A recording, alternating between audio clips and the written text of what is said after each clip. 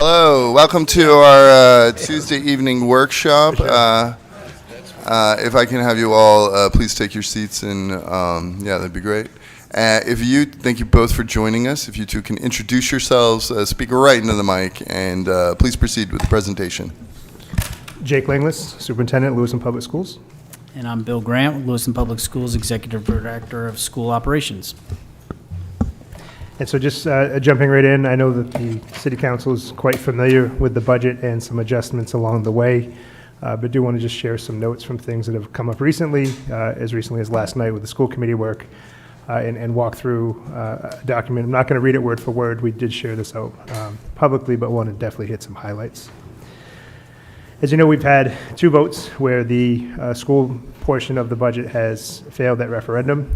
And so we wanted to just share a quick graphic that the current tax rate information for the Lewiston property tax, and I believe these numbers are accurate, but the city could probably verify that the city component makes up $16.76 on the mill rate for a total of just over $38 million.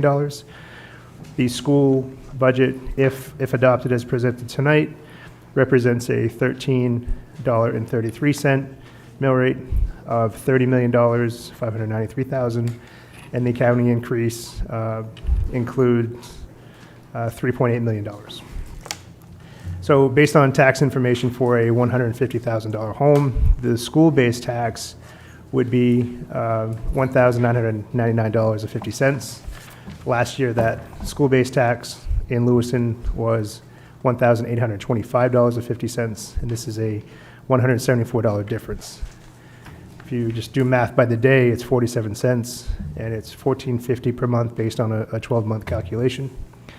And just as a note, that state subsidy and other revenues, they do pay the rest of the expenses in our budget. I know there's been a lot of conversation about how much the budget is, and I think that's an important component, and at some point, all of our taxes contribute to that funding formula, but the local tax burden is that $30 million number. Over the last few months, as you know, through the different referendums, we want to make sure people could see some of the shifts that have occurred. The initial proposed school budget was a $2.40 increase on the mill rate, with a bottom line number of a $33,425,772 impact to the local tax. That was reduced for the last referendum to $32,296,897. And in this proposal, reduced to a $1.16 increase on the mill rate for a total of $30,596,191. The local ask from the budget process, again, working through different processes and trying to hear the voters who have rejected the proposed budget, we have reduced by nearly $3 million since the first referendum back in May. Some of the reductions included last night, the following items were approved. I'll walk through those in some level of grouping. Please note that this is not a prioritized list by any stretch. This is just how they landed on the sheet. We believe all these to be important. The school committee did vote to approve reduction of some Connors RTI programming, some reductions in athletics as it relates to the health services, a new custodian, nutrition. You can see paper supplies. It still leaves some money, but it reduces the amount of paper available. There's an LHS teacher position that had been proposed a while back that was reduced, and we found a correction in our current documentation, so that's here, but it's become actualized in the reductions. Receptionist at the high school, numerous funds taken from library books and periodicals. There are still funds in there. This will reduce the amount of things that our folks in our libraries can do, but there are still some funds. A vacant teacher from McMahon. At the high school, when we have midterms and finals, we do a run after the assessments and then a run at the end of the day. There's an additional cost to that. That was something that was requested by our community over time. It's something that's been in place for a while. But if we discontinued that after assessments run and just have the end of day run, you could save up to $32,000. And just mindful that that's a full week of exams and work twice a year. So that's why that number is that big. Pre-K teacher and ed tech at Montello, we had some lighter enrollments there. There's some challenges with reducing at the pre-K level, certainly not knowing the enrollments, which sometimes we find out late. Also on here is our proposed new school resource officer. This budget does maintain 3, which is the level we currently have, but reduces the additional school resource officer. And last thing that happened last night, the school committee agreed to use more fund balance, $1.1 million worth. And I put a note in there because I thought it might come up that the total fund balance proposed for use in this particular budget is $5,445,849. The total reduction last night with those, that list of items and shift in fund balance was 1.703706. Below that are a list of items that I'm not going to walk through unless you want me to, but these are notable reductions that have already happened that range from district administration and operations costs. And there's a number of positions in here that were proposed new that we reduced, and some vacancies as well. Just by process, just to remind people before we jump into Q&A that we had a meeting on the 13th with the school committee. We had a meeting last night with the school committee. The city has been gracious enough to host this workshop and are scheduled to vote on proposed budget on Monday, the 24th. And if all of that happens, the referendum would be July 9th. We'll open it up to questions, and I know there are some. So on the, I have a couple. So on the cuts that were approved by the school committee last night, the positions, the staff, teacher and staff positions, how many are currently filled?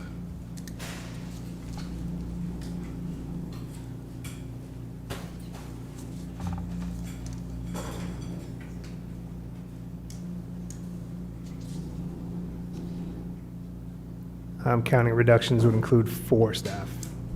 Four staff that currently hold a position that would lose their current position, but then possibly could find employment elsewhere in the school. Yes. I see.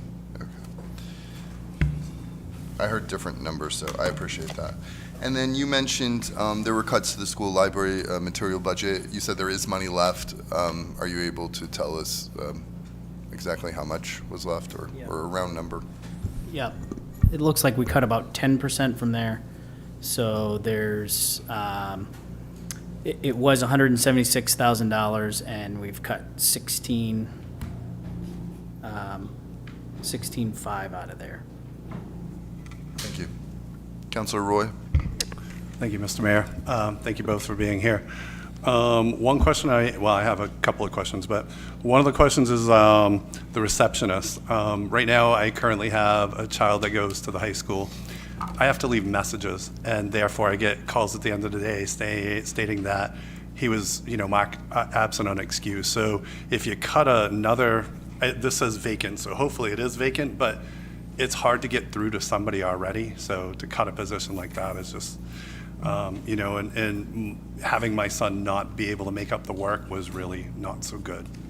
Okay, that's one thing. The other thing is a couple of other things. Bear with me. Just a quick note while you're looking, that position was vacant at the high school, and they were using other office staff to help cover that in the interim, and while not ideal, they felt like they could continue that model if they had to. Okay. Let's see. So really, I can't speak for everybody but myself. I'm reluctant about cutting forward-facing positions that directly impact working with the youth. That is not something I really want to do. Learning for staff, that's, not good. What about data about admin at each of the schools and at the Dingley building?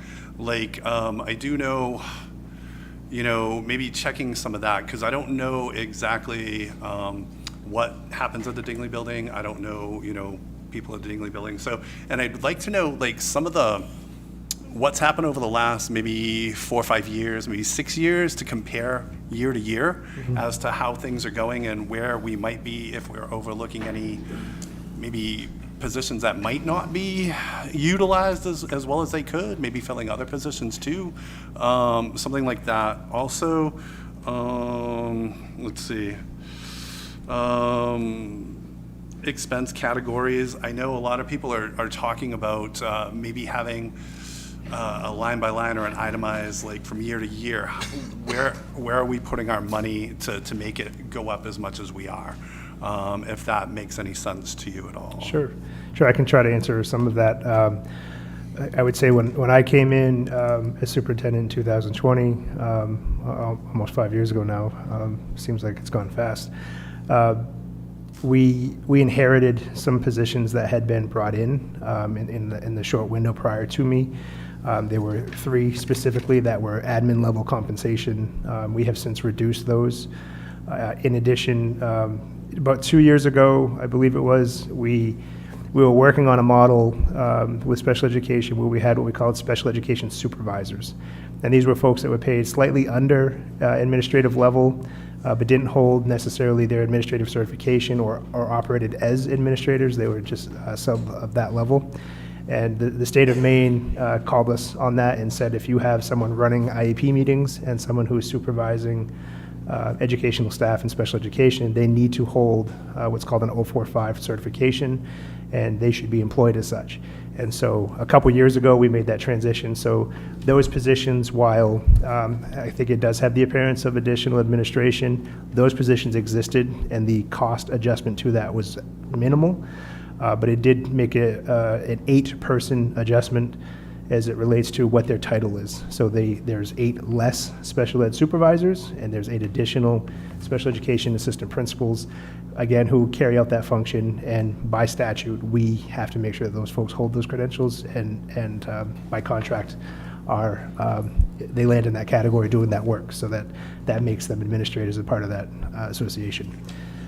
So I don't know if that's part of what people are speaking to, but I do think that was a big shift. I will say that since we've done that, we've seen less turnover, better programming, more support for staff who are also staying, and it's also allowed us to bring more students into our district, again, as we continue to try to curb that cost of sending students elsewhere. So there's a neutrality piece to that, but I can also see it from someone outside looking in saying, well, those are new administrators. Well, just make sure that we're talking about how just prior to that they made maybe $10,000 less, which is not a small amount, but they've taken on administrative tasks in accordance with state law, so they needed to be in part of that contract. Right.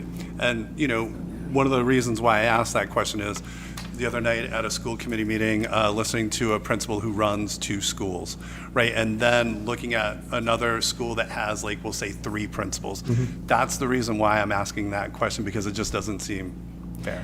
Yeah, I think of a school like Farwell that years ago had a principal and an assistant principal that did half special ed supervisor and half principal. So Farwell School has actually grown in size since we had that expansion years ago, and they have more specialized programming, so there's more special ed kids. So when that supervisor role went to AP, it has that appearance of a third administrator, but in essence it was a growth in work and a shift to that AP model.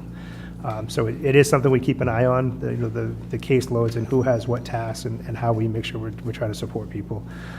One example of that is the high school, which is much bigger than other schools, actually has 2 of those roles, which prior that special ed supervisor wasn't able to keep up. We had tons of turnover just in that role, also in teaching staff and special education, because there wasn't enough support.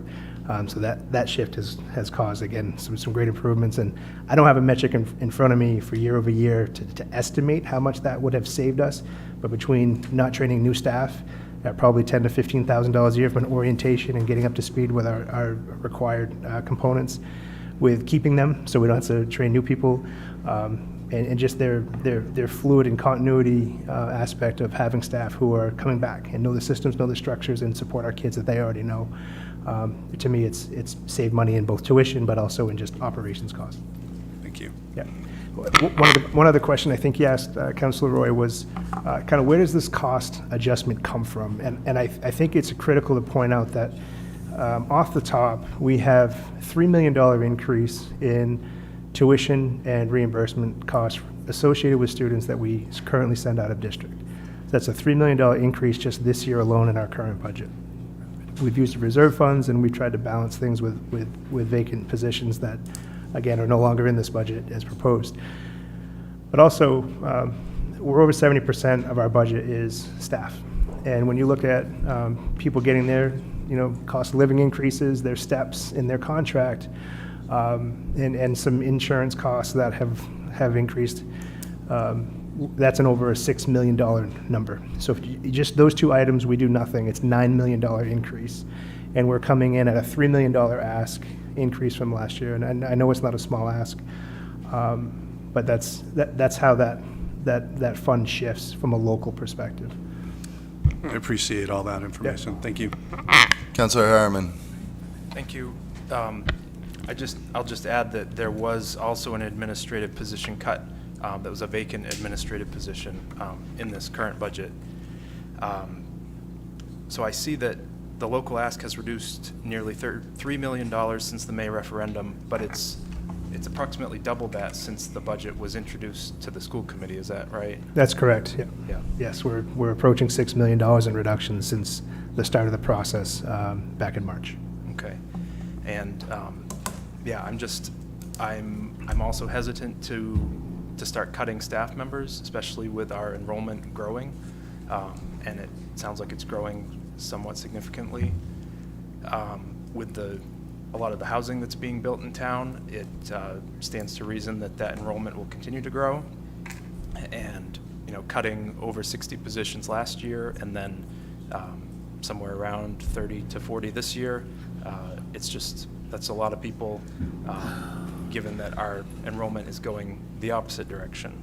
Mm-hmm. So it's unfortunate that we're at this point, but I'm concerned about the future of our education system. Councilor Glant. Thank you, Mayor. Thank you guys for being here. So I'll be first to publicly say I'm going to vote no. I think it's too low. So I think there are certain things being cut from this budget is going to do nothing but hurt our community. And I think that fear-mongering, people worrying about their property taxes that aren't going to affect anybody for 2 years at the soonest, is causing this to be such a situation it is. Health services, athletic, LHS, I think is important. School resource officer is probably the most important thing I can see in the front of here. With all the community problems we have and all the issues we have in our community, not having our police force there to help people is just, it's foolish, quite foolish. I don't like, from the previous one, next step busing. These kids need to get back and forth. These are essential things to get kids who have issues and problems in their lives, and we're getting them back on their feet. Now we're going to cut their legs out from under them and say you can't get transportation no more. These are foolish. And I know it's not your fault, so I'm not saying it in a sense, I know you're picking in what you think you need to pick and what's going on, but those are some items that I just cannot support. Quite frankly, I can't. There are certain things, I think you've done a great job in reducing the budget. I think you've gone a little too far in some critical areas that are going to harm our students and possibly our staff, taking a resource officer out of there, and I will not support it based on that. Thank you. Councilor Najin. First of all, thank you very much for being here, and thank you for what you've done with the budget. It was nice to see how the vote broke down this past time, although I could not see the ballots that were placed absentee. 58% of my constituents supported the second budget. So it's difficult to look at this budget. I would also like to say that there are people in my ward that I've spoken to that they're going to have a very difficult time with even a $200 increase, and that is not the school's problem or fault. That is an issue that we have to deal with as a community. But I look at a segment of the population voting this down primarily because they're mad at all of the costs that go up everywhere. And unfortunately, those costs also affect the school systems. We've had a very difficult time attracting qualified and educators because of the fact that there's a limited supply. We don't pay the best. We don't have a lot of workforce housing available in our community. All of these pieces fit together. You look at the models in which these teacher coaches support specifically people who are, well-meaning and fill a role, but then turn those people into educators that make a difference. And so, I think the real issue here overall is as far as the feedback on the graduation rates, all these other pieces, it's poverty. If you come from a family who your parents didn't graduate from high school, your grandparents didn't graduate from high school, I think there's a challenge there for you to graduate at the high school. If you're going in and out of the school district 2-3 times in a year, that affects graduation rates. And this comes back to the whole principle that children do not pick their income level. Children do not pick their abilities. They don't pick the language that they were taught at birth. They don't pick malnutrition. They certainly don't pick lead poisoning. These are all issues that our school system deals with. And these are all the reasons why we have to support these kids, because the equal access to opportunity to educational achievement is what breaks the poverty cycle. And it also is what attracts people to our community when we have functioning school systems that thrive. So I am going to say this. I do think that we've got a contingent of folks that will continue to vote no matter what this budget is. I also think that it's an election year. There are other interests out there. There are folks that don't support the public school system in any way, shape, or form. They want to ban the Department of Education. We've got folks that have interests in private school education. We have folks in our community who have outsourced students that don't want to see those students come back into the school system because they feel that they're getting a better education outside, regardless of the cost. So there's a lot of challenges here, and I 100% support the budget that you've put forward. I'm upset that there are positions that are being cut that are employees. I also think that both city and school employees, they're all city employees, the comments and feedback that's coming back from the public, I apologize. I know morale is a hard thing when you feel that people in the community don't care about the work that you do and how much effort you put in to make sure that the job that you're doing is not only appreciated, but makes a difference. And so I apologize for that. But yeah, that's the extent of my comments, with the exception of the fact, and I would just point this out, if you could consider possibly looking at your facilities cost, especially around your paper supplies, technology, pieces like that, for this 1 year, and just consider dropping 50 to 75% of it, because at the end of the day, the education pieces that improve outcomes absolutely need to be there. Absolutely need to be there. But I do think that both the increase in the mill rate and also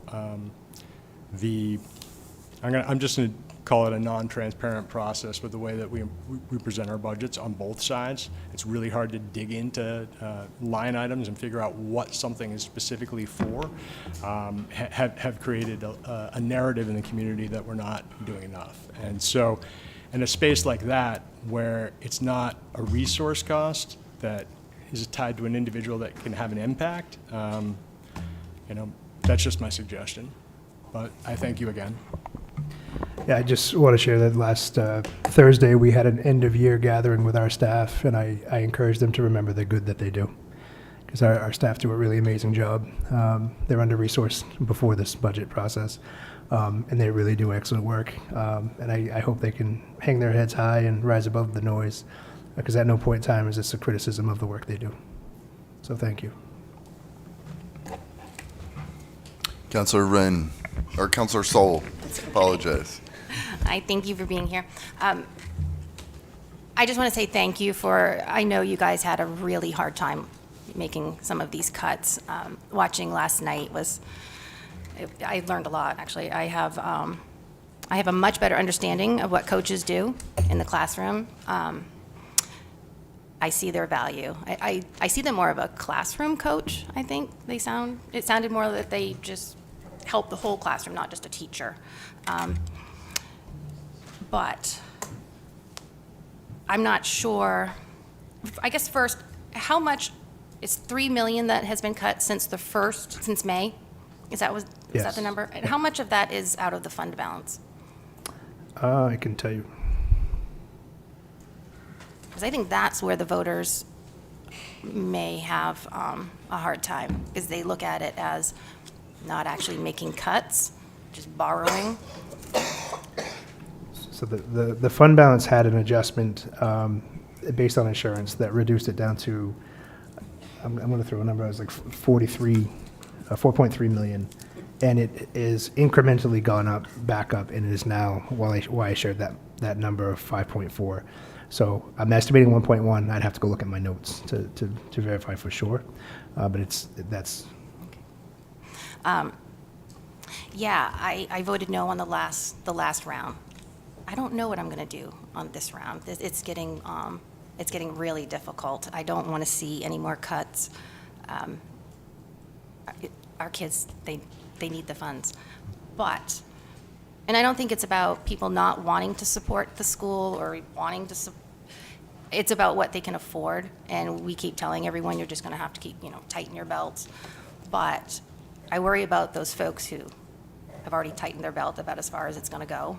And so those are the folks that I worry about, and I worry that any more cuts is going to affect the kids and their education.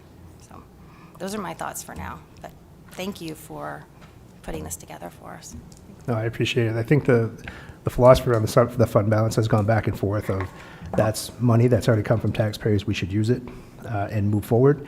And there are some who think that we want to tier that out over a multi-year plan. And this is kind of wedged in the middle of that, where we've used some more to be taking that advice. And we have not used all of it so that we can still be smart about how we're trying to tier out the burden of that. But it is real. This is anecdotal, but I bumped into someone recently at a store who I know, who I won't use any names, who is very good to me, very kind to me, sharing information and thoughts from different folks that they talk to. And that person I know for a fact is on a fixed income, but also drives a brand new vehicle into a 3-car garage house with lots of acreage. And I struggle with those components. And this is a different scenario, but trust me, I know what fixed income means to have family who are living with no means, who are looking at that COLA increase as, okay, we can breathe a little bit again. So I see the challenges, and the spectrum is a big range for those who can't support the budget. I am very hopeful that more and more people get engaged in the process, and I don't mean just for this. I've said it prior. It's our civic duty to vote. I think everyone should show up and do that, and if they can't, they should absentee vote. There's systems and structures in place that we want everyone to vote. We know their voice is out there. We'd like to hear it at the ballot box. Well, I can see you all trying to compromise. I was really happy to hear my ward rep, her comments last night. She's willing to compromise. It does make a difference. So I appreciate that. Thank you. Councilor Chittum. Thank you. This is a very fine needle that the school committee and you and administration are attempting to thread here. I want to echo Councilor Gallant's sentiments. I am going to be voting against this budget because I believe it's too low. I believe that the best interest of the city of Lewiston is not being held by reducing the budget this much. I thought that the school committee did its due diligence under the conditions that were imposed on it by the state on the first go-around.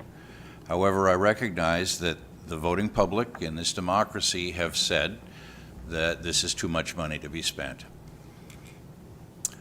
I view this as shooting ourselves in the foot, if you will, because I think it was Councilor Najin who pointed out that if we don't have an education system that meets the needs of our populace and of our children, we are starting down a spiral from which there is literally no return.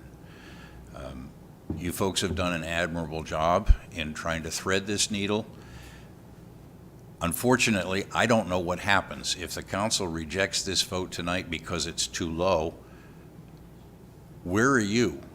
You're stuck between a public that says it's presumably too high. We don't know that for a fact, but we can assume that the public is saying it's too high, and a council who is saying that it's too low, that it's not in the long-term best interest of the city of Lewiston to undertake these dramatic cuts. So I'm not really certain what happens. I will be voting with Councilor Gallant tonight against this budget for the simple reason that I do believe that it is not in Lewiston's best interest to make these dramatic cuts. So Just for clarification purposes, so this is a workshop, and we will not be voting tonight. We'll be voting on the 24th, next Monday. yeah, just for a point of, or place of process, the budget can't go to referendum unless it has city council support. So if there's any guidance to go back to the school committee with something different, while you're not voting tonight, it would be good to know if there was, if it's split or mixed or a consensus of some sort. That would guide the work. We would continue to do work with the school committee. The number that they have approved at this point, being presented to you, again, is scheduled for a vote on Monday. If it's approved, it would go to referendum in July on the 9th. If it's voted down, we would actually have to return to the school committee to do more work to bring back to you, and it would likely delay the referendum on the 9th of July. Because there's timeframes from when you all approve to when the referendum can be held. Councilor Chittum, yes. Thank you for pointing out that we are not voting tonight, at least not on this issue, but you know how at least two of us feel. Councilor Roy. Thank you, Mr. Mayor. I would like to see at least these 4 staff put back in this budget. That is one thing I want to do. I also would like to see, maybe like a custodian job put back in there, because I believe that's a very important job also. The last thing I want to do is see paper reduction. I don't want our kids having to bring notebooks if they can't afford to bring notebooks. That is something, if they're not prepared to go to school, I don't want to see that. I got to tell you, the first time you brought the school budget to us, I noticed something about a reduction in the technical part of that, and I was like, oh my God, I was watching the skills event, and I was blown away as to the work that Lewiston does. The kids excel, the teachers excel. The teachers do a really amazing job here. They really, really do. And for what it's worth, I don't want to vote yes on this, because I feel like the other counselors, education is where it's at for us. We really, really need to support our youth. This is really hard. And I don't envy you at all for cutting these positions. And just thank you. Councilor Najin. I would just like to point out that I believe coming out of COVID, we've been resourceful, we've pivoted well, we've done more with less, and we've made gains. And so in that, I would just caution to not tempt the voter. And what I mean by that is, if the school committee has agreed to these cuts, if the dollar amount doesn't match, I am very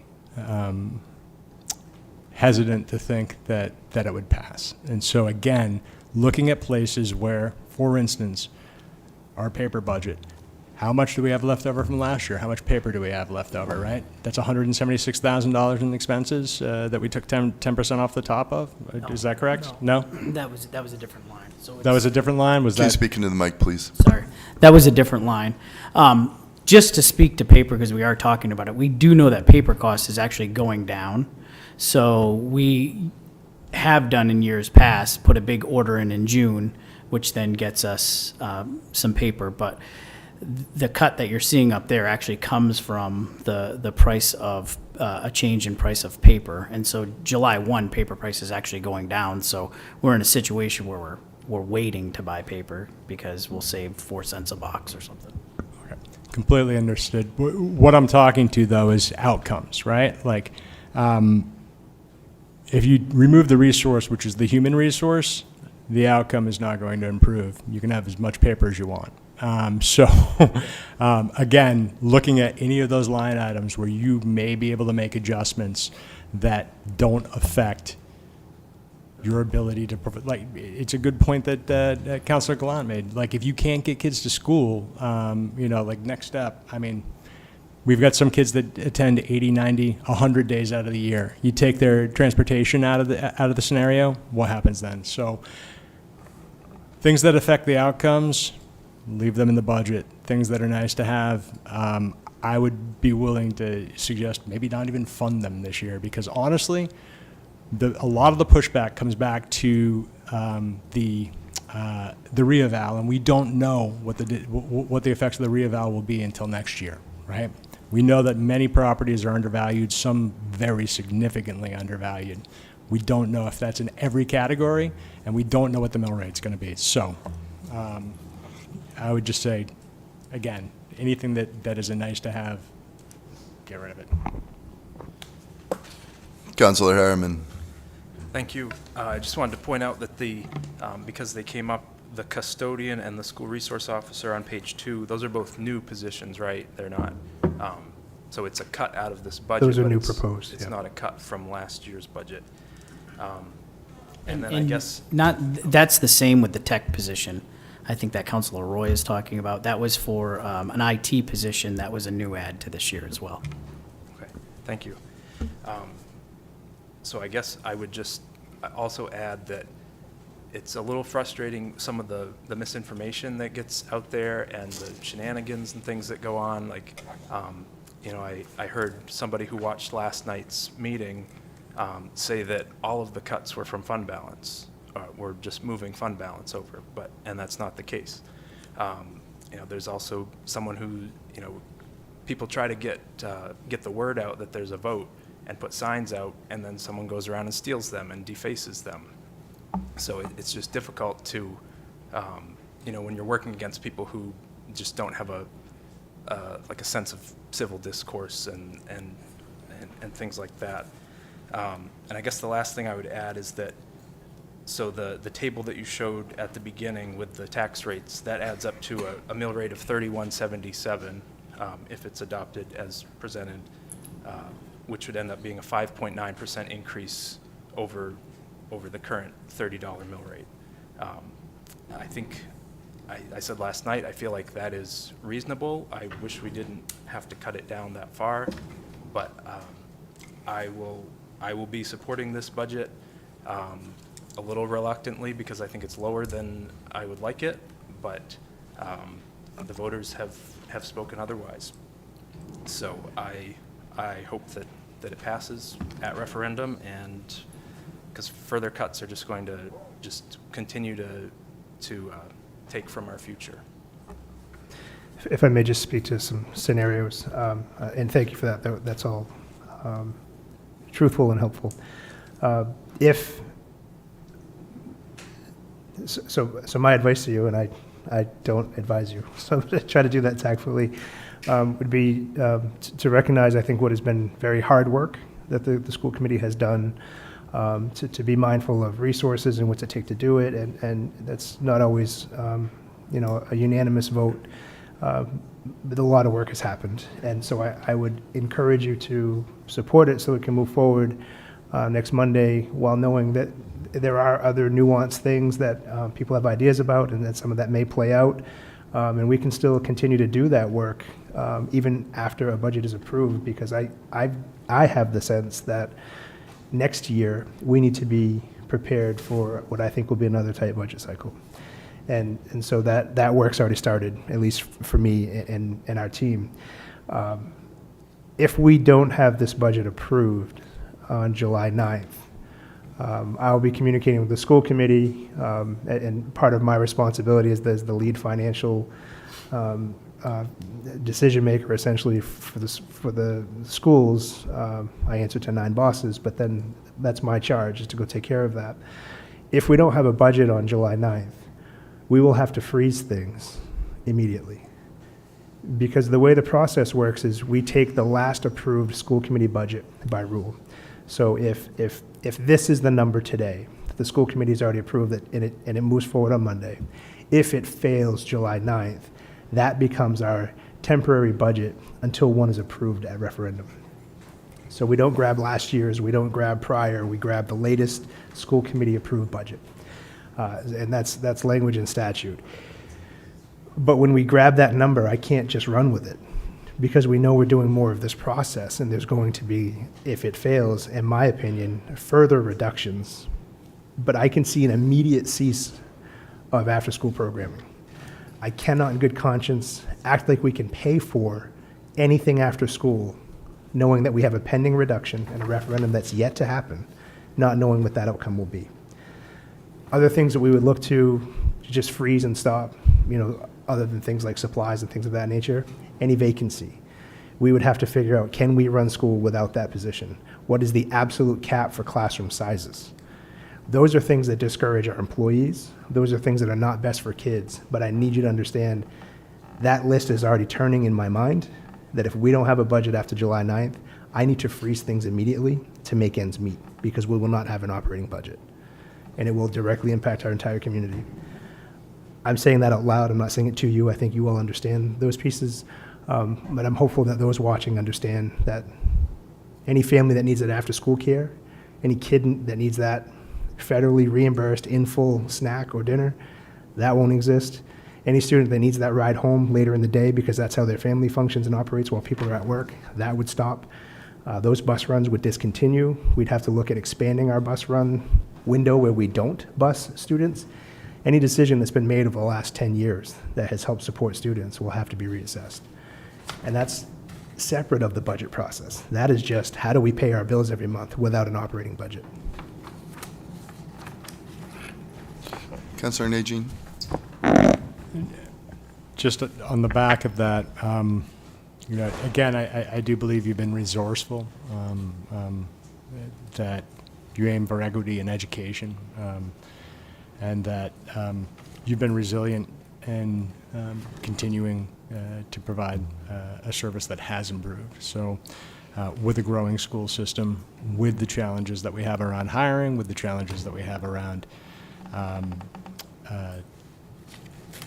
pay, all of those pieces. And so the thing I would just like to speak to is that next year, when the budget comes around, before the city budget is closed, we need to make sure that the city is happy with the overall mill rate increase, because I do believe that some of the pushback that the school budget is receiving is based on also the municipal spending.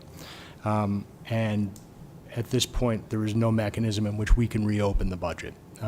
So it's a partnership between the school committee and the city to make sure that the mill rate is going to pass, or else we'll be doing this ad nauseum. So, Agreed. Yes. Thank you. I think it's an incredibly important point that we work together on that. Further comments from the council? Just my last plug, at least I know. until you open it up, would be to reluctantly vote in favor over voting no for a process that could more negatively impact students if we don't have a referendum. And I appreciate the support. I just am being mindful of process and the impacts of it. I appreciate all three of you being here. Thank you. And yeah, we really, we had what, 3.9% the first referendum, and then because of the primary that jumped to 9% turnout rate. Those are abysmal rates. We need, regardless of how you felt about how the school vote turned out, we can all agree that 3.9% are just horrible turnout rates. We need everyone to vote. Councilor Nagy? Just publicly, as I stated before, I do know people in my ward that are going to be challenged by any mill rate increase, and the piece I'd like to put in there is that I am your ward representative. I can also be here to assist in a lot of these things that will be very complex, because in all honesty, you know, if $250 a month for your basically your property tax payment is pushing you over the edge, then like there's things that we need to do to help those folks. So yeah. Further comments from the council or questions? Anything further? Thank you for being here. This concludes our workshop, and we will, Administrator O'Malley, what is the current time? Or I'm sorry, do you have the current time, Administrator? it's 6:46. Okay, yeah, I anticipate we'll be able to start at 7. Thank you.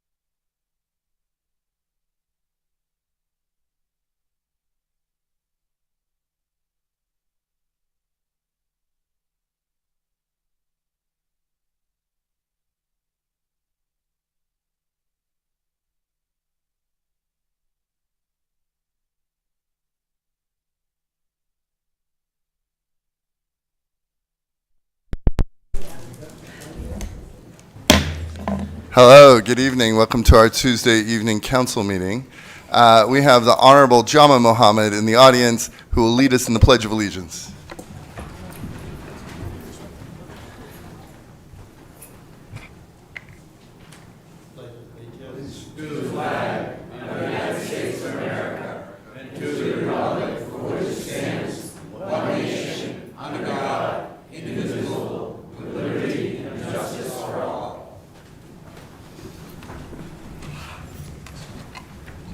Thank you very much, Jama.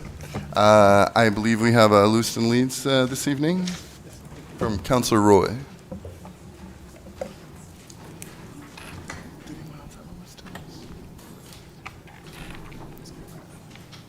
Hello? Hello? Can you hear me? All right, this is better. All right, David Gervais, could you come up here, please?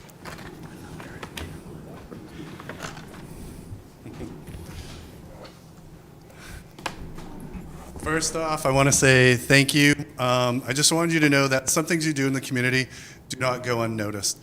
Most people may see you riding around town on your bike, but what most people don't know is that you're looking for donations for the Dempsey Challenge, in which you raised over $25,000 last year. 27,000. I just got corrected. How's that? How's that? I got to get my facts straight. Another thing most people may not see is how you go up and down Farwell Street with a garbage can and a garbage picker, and you pick up all the garbage all along both sides of the street on Farwell Street. Another thing that I've seen you do is in the wintertime, you shovel off the sidewalks beyond your driveway and your house just to make sure the kids get to school safely. You stand out there with the crossing guard all the time to make sure the kids go to school safely, the crossing guard doesn't get hit. And, one of the things that I really want to say is you go above and beyond for the community, and I really want to thank you for that. And I just want people to know that that's what you do, okay? Yep. Thank you very much, and I want to present this.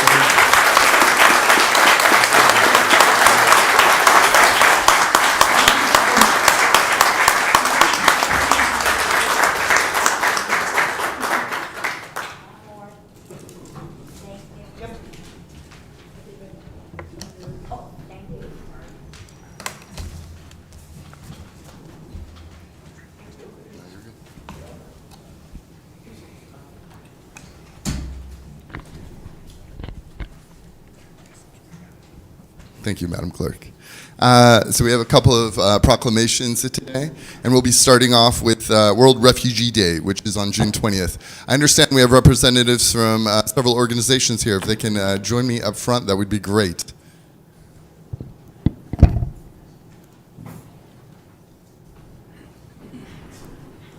Fatuma.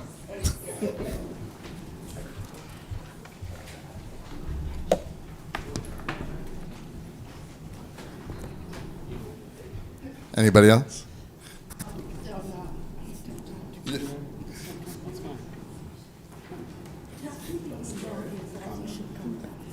Come on down.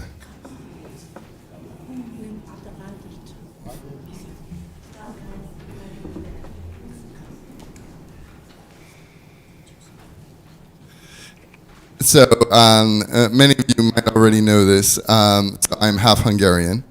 And one of my ancestors, let's see if I got this right, my great-grandfather came over in 1917, crossed over through Ellis Island, and I don't know much about him. I have a hard time believing that he spoke perfect English, but he certainly made a life here, and I'm here today, so yeah. Proclaiming World Refugee Day 2024, whereas June 20th, 2024 is World Refugee Day, an international day to honor refugees around the globe and celebrate the strengths and courage of people forced to flee their home country to escape conflict or persecution due to race, religion, nationality, political opinion, or membership to a particular social group. And whereas millions of refugees from diverse backgrounds and countries of origin continue to make life and death decisions seeking shelter and protection. And whereas Lewiston has a long history of welcoming immigrants and refugees to include the Irish, French, Greek, Lithuanian, Somali, Afghans, Angolans, Ukrainians, and people from many other countries, introducing us to their culture and enriching the city of Lewiston. And whereas Lewiston indeed has been a pillar of hospitality, home to a diverse population of refugees, asylum seekers, and immigrants who add to the economic strengths and cultural richness of our communities. And whereas refugees welcome the opportunity to integrate into our community, seeking to become economically self-sufficient by paying taxes, supporting local commerce, joining the workforce, and creating job opportunities. And whereas refugees have consistently proven to make significant economic contributions to Maine's communities and the United States as a whole. A U.S. Department of Health and Human Services study indicates that between 2005 and 2019, refugees contributed $218 billion in taxes to state and local governments and have a $123.8 billion net positive fiscal impact at the federal level, surpassing government spending to support refugee communities, thereby granting economic opportunities for all residents. And whereas appreciation is extended to resettlement organizations and community and faith-based groups that provide crucial support and assistance to refugees and other forcibly displaced people, including unaccompanied children and asylum seekers who resettle in Maine. Now, therefore, I, Carl L. Shalin, Mayor of the City of Lewiston, do hereby proclaim June 20th, 24, World Refugee Day in Lewiston. Let us recognize and learn about the resilience, strength, and valuable contributions of refugees and other displaced people in building a brighter future. Right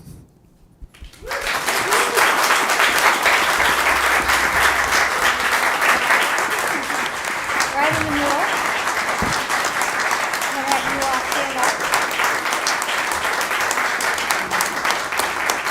All right, I just wanted to say we have organizations we have represented this evening. We have Maine Immigrant Refugee Services, Jewish Community Alliance, and Immigrant Resources Center of Maine, IRCM. Yeah.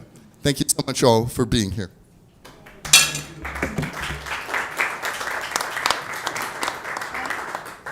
Three, two, one. Councilor Gallant, right? 3, 2, 1. One more.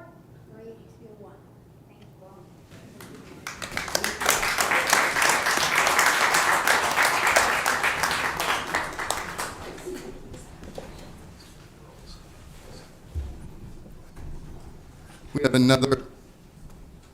We have another proclamation. If I can have the council join me down here, that would be great. Yes.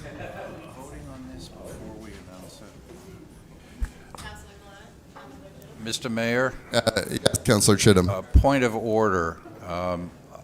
While I have no doubt about the outcome of this, would it not be appropriate for the council to vote on this proclamation before issuing it? Number 8 on the list. It's number 8. Is that, Madam Clerk? You can vote if you'd like.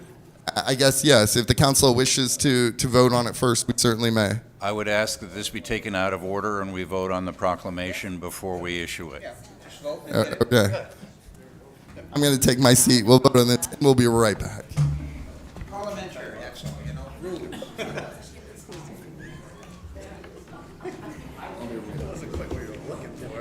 To approve the proclamation.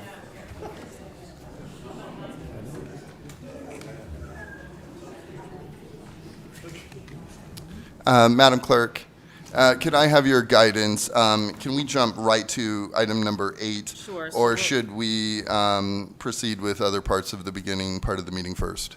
No, I think we can probably jump to number 8 out of respect to the family who's present, if that's the wish of the council.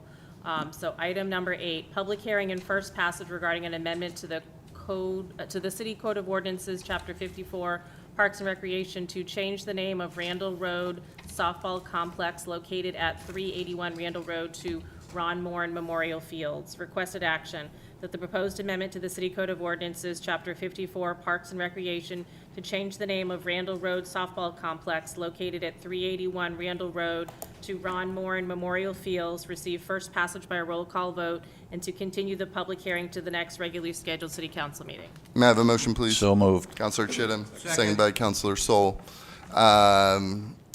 Director Welsh, please kick us off. Sure. So Ron Morin was a lifelong resident of Lewiston, tragically lost his life in the October 25th events. This spring and earlier this winter, we received some feedback from the community about renaming the Randall Road softball fields after Ron Morin. A lot of it came from, his dedication to softball, both playing and being an umpire. He's been a coach and mentor to multiple kids in multiple sports over the years. He was a great Lewiston Auburn community member, both on this side of the bridge and the other side of the bridge. So city staff fully support this recommendation. And yeah, we just hope that this is going to be a positive, lasting tribute worthy of his name. Thank you, Director. Comments from the council. Councilor Sol.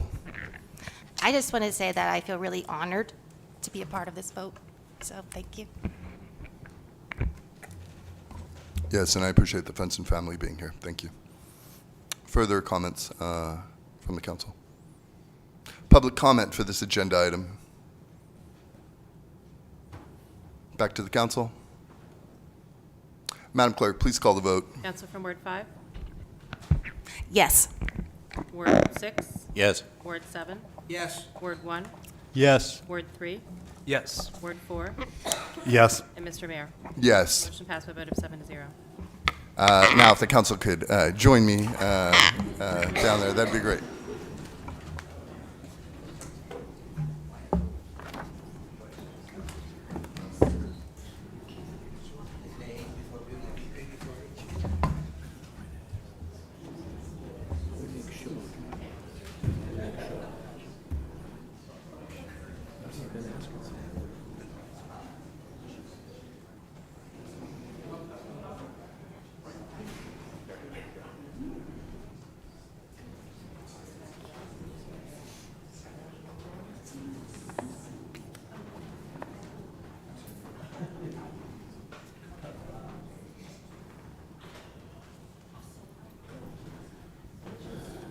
Okay, thank you. And thank you all for being here. Renaming Randall Road Softball Complex as the Ron Morin Memorial Fields. Whereas Ronald G. Morin, a lifelong resident of Lewiston, tragically passed away on October 25, 2023, at the age of 55, leaving behind a legacy of love, laughter, community, and sports. And whereas Ron graduated from Lewiston High School in 1986, and 4 years later married his soulmate, Lynn, with whom he had 2 children, Amy and Eric, whom he encouraged to be active too. And whereas Ron was an avid athlete who passionately engaged in ice hockey, softball, cornhole, and local workout classes, and through these activities formed countless lifelong friendships. And whereas a vibrant and active individual who participated in sports leagues 2 to 3 nights a week for over 35 years, Ron fostered fitness, social connection, and good sportsmanship. And whereas Ron also dedicated much of his time to giving back to the community by participating in and supporting local youth and adult softball programs, mentoring youth athletes, and serving as a respected umpire in softball games. And whereas Ron was known for his tremendous sense of humor, infectious smile, and a distinctive belly laugh, embodying the spirit of joy and camaraderie in every interaction.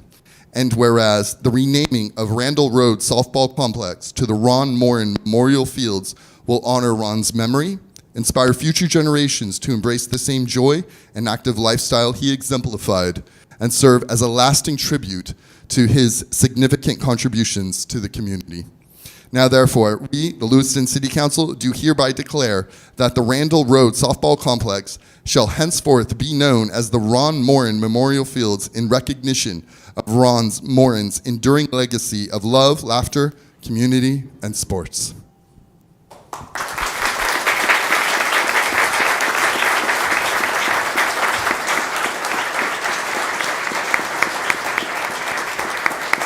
We're going to have Abby say a few words. Good evening, members of the Lewiston City Council. My name is Abby Cody, and I come before you today on behalf of the Main Strong Memorial Foundation and the Morin family to propose the naming of our city's softball field complex on Randall Road in honor of a beloved member of the Lewiston community, Ron Morin, who tragically lost his life in the recent mass shooting. In addition to being a loving husband and father, Ron was a dedicated umpire to the softball community. He touched the lives of many through his passion for the game and unwavering commitment to fairness and sportsmanship. Ron was the embodiment of a great person, umpire, and most of all, friend. Those who grew to know Ron grew to know an unlimited amount of love and support. I know this because I was one of the lucky ones who had the opportunity to experience this firsthand. As we mourn the loss of this remarkable individual, we believe that naming the softball field complex after Ron would be a fitting tribute to his memory and a way to honor his contributions to the community. By dedicating this space in Ron's name, we can ensure that his legacy lives on and that future generations of players and spectators will be reminded of the impact he had on our community. We urge the City Council to consider this proposal with the utmost respect, which thank you so much for doing that already. Let us come together as a community to honor the memory and celebrate the positive influence he had on all who knew him. Thank you for your time and consideration. That was beautiful. Thank you so much.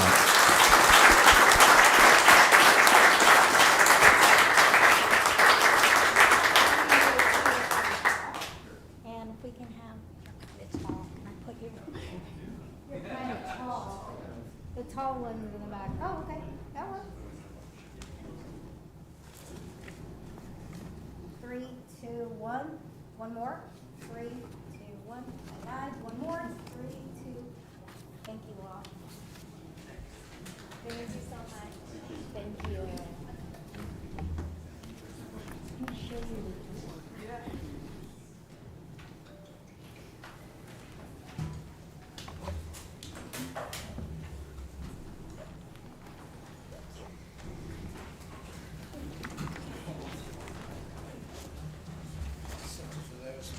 Another round of applause for the Ron Morin Memorial Field.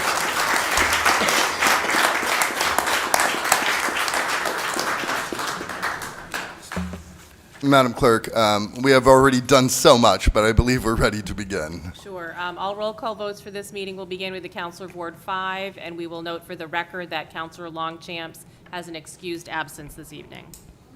I understand we have minutes. Do the minutes of the June 4th meeting. May I have a motion, please?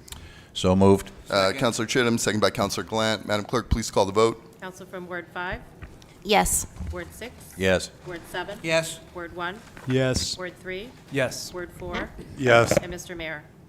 Yes. Motion passed by a vote of 7-0.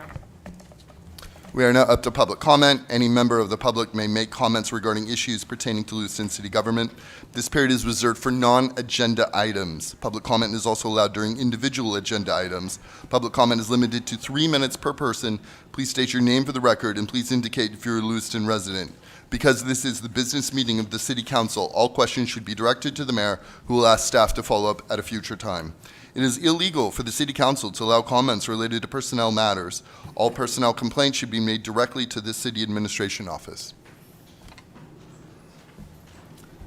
In honor of World Refugee Day, I would like to say, Mugger A. Charles Arthur Soul, Je m'appelle Monsieur Charles Arthur Soul, mi amo Charles Arthur Soul, and I guess I should give it to you in English. My name is Charles Soul, 135 Bartlett Street, Lewiston, Maine. I just want to make one comment about the briefing you had earlier.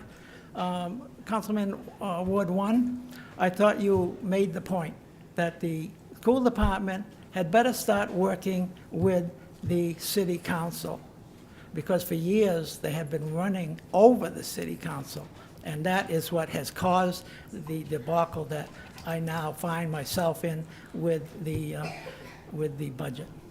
So that's all I'm going to say. Remember to vote on the 9th of July at the Multi-Purpose Center, and you guys have a great weekend.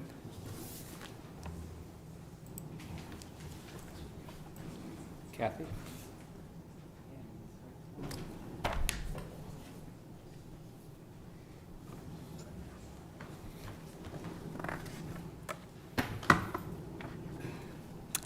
Matthew D. Agron, Ward 4. To the honorable members of this council, on June 4th, as many of you know, and some of you supported, I wanted to speak up after Councilman Najin admitted that he and 5 others of you conducted an illegal meeting using official email, ruining any sort of transparency about public comment before on the school budget workshop. Then, you all failed even to vote to authorize the change. It would have taken you all of 2 minutes that night to formally authorize public comments, and you would have held the spirits of the changes suggested by Councilor Chittum on the night of April 16th, when you all voted to change the public comments before this council. Councilor Jean, I do get your thought process on this one. You wanted to make sure if there was public comment that night that as many people as possible knew, not just a select few. And yes, the road to hell is paved with good intention. So the council as a whole made a mistake and failed again at something we, the citizens of Lewiston, have been screaming about: transparency, over and over. I'll be honest, I wasn't coming that night to talk till my wife told me all over social media there was posts popping up. Public comment will be available. Come and speak. Under the rules passed on April 16th, it does appear that public comments are allowed with authorization of the council. However, on the night of June 6th, after Najean's public remarks, Councilor Chittum said, when I wanted to speak, the council is no longer allowed to authorize any change in public comment times. So a serious question. Did you all have an illegal meeting to do something you couldn't legally do anyways and still did it? Or was that done just to silence me that night? Inquiring minds really want to know. Most of you here are new at this government, so I'm going to give you most of pass. Now, there are 2 people I'm going to call out: Councilor President Harriman and Mayor Shaleen. You were both here last year when the AG came and said there was an illegal meetings happening. You both sat through those hearings, the briefings. You should have known, you should have spoken up, you should have said, no, you did it. So you took part in it, very shameful. Then I'd like to address something that was emailed to me by Councilor Harriman when I questioned on the council making those changes that night. Some of the councilors mentioned that before the meeting, they were also in favor, and I got a sense it had broad support. A formal motion or vote was not needed, but could have been taken if the councilors had objected, which tells me he knew he took part in an illegal meeting and still didn't care about it. Also, no public poll was even considered, so no one knows what the council thought. Finally, based on what Councilman Harriman said above... That's time, thank you.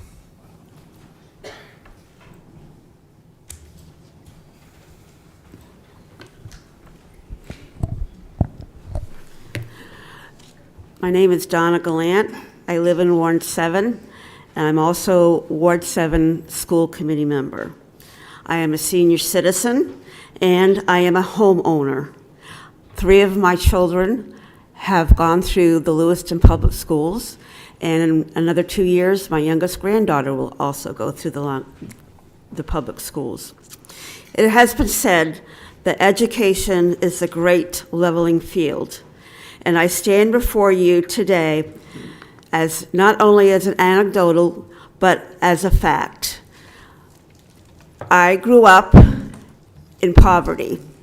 I lived in substandard housing, and I grew up and moved to a housing project in Brunswick. I graduated from Brunswick High School.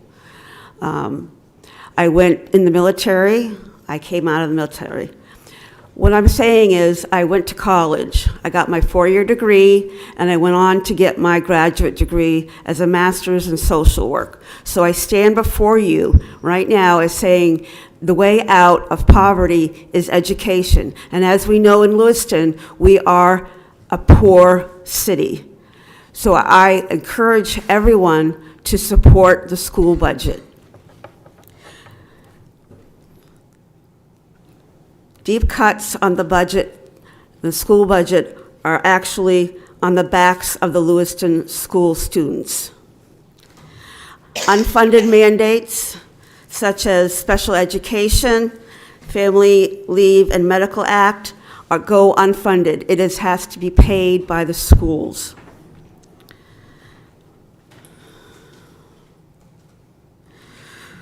we need to seek legislation in order to make changes for the city of Lewiston. If the city of Lewiston was a patient in the hospital, I would consider it as a intensive care unit. We need to boost our economy. We need to have legislation changes. We need to send people to legislation that will be an advocate for the city of Lewiston. I encourage more working with our legislators, both the state and our federal people. As we know, the tax bracket, the tax base for Lewiston is very low. We cannot support the Lewiston Public Schools on what we have here as businesses. So I encourage to develop more businesses. We need more Walmart centers like we have right now. We need more businesses to come in. We need market rate housing. That's so time. Thank you.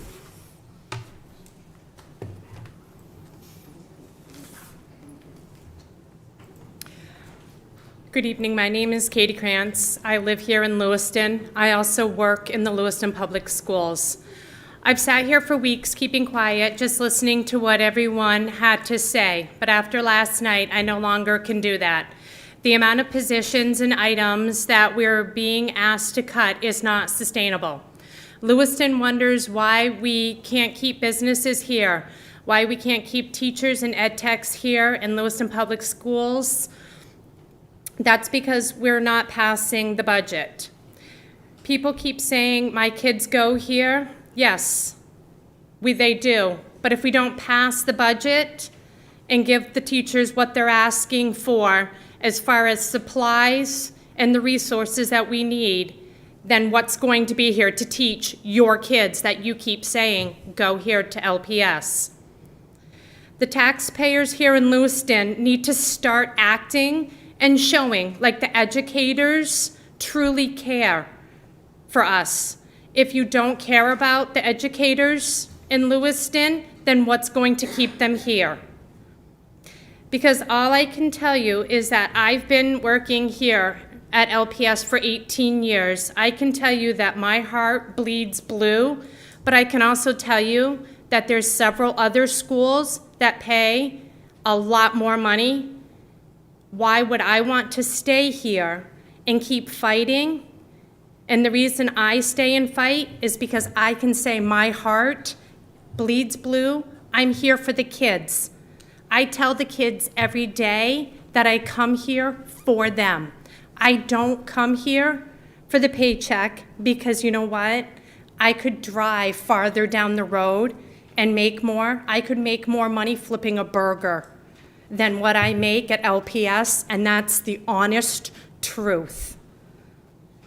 I come here, I fight for this budget, I pay the taxes. I'm willing to pay more in taxes if it means better education for these kids, more businesses here in Lewiston, and it's going to bring more people here to Lewiston. That can bring our tax rate down because we can keep it to stay here.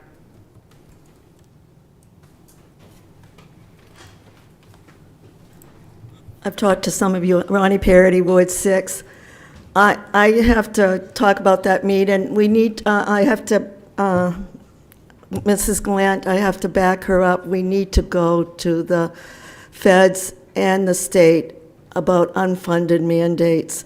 I've been working with the schools, I was on the school board for 12 years. I've been working with the schools since the 90s. I have seen many city councils go through. I can name you year after year what's happened at city council and what school, and this battle has been around. But we need to get parents involved. I went to the meeting last night, the school board. There were hardly any parents there at the school board. Thank you, Mr. Roy, for talking about, and during that meeting before. I was a parent and I was involved all the time. In fact, the teachers got sick of seeing me in the school system, to tell you the truth. And any teacher will tell you that worked back in the school system, especially at the high school level. Because of my son, he was in special ed. Do you know he graduated 10th of the class of 98 because of Lewiston High School and the special ed? But we need to go to unfunded mandates. It's too much for the school, and we need to get parents involved. Now I'm going to go to my other factor as a senior, and on fixed income now, is we need property tax relief. And I'm asking you again to go to our legislatures and do something, because the Homestead Act is going to be decreased next year. And that really hurts the taxpayers. And a lot of our teachers are living on maybe $20,000 a year in retirement. You try to live on that and own your house in this day and age.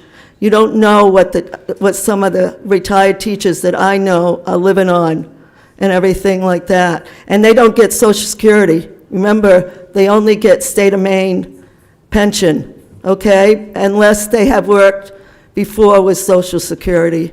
Luckily, I did, so I was able, when I worked for public health nursing, I was able to get both state and Social Security pension. So I asked you, parents out there, please get involved.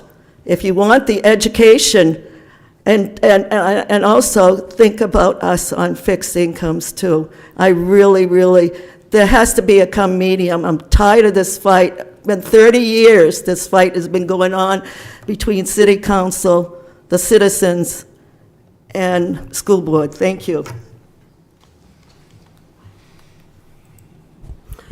Good evening, Bob McCarthy, Ward 2. As a member of the previous city council, I take great offense with this council characterizing their excess spending as blaming it on the previous council not pulling their own weight. Recently, I was told that the budget that was passed was basically a maintenance budget.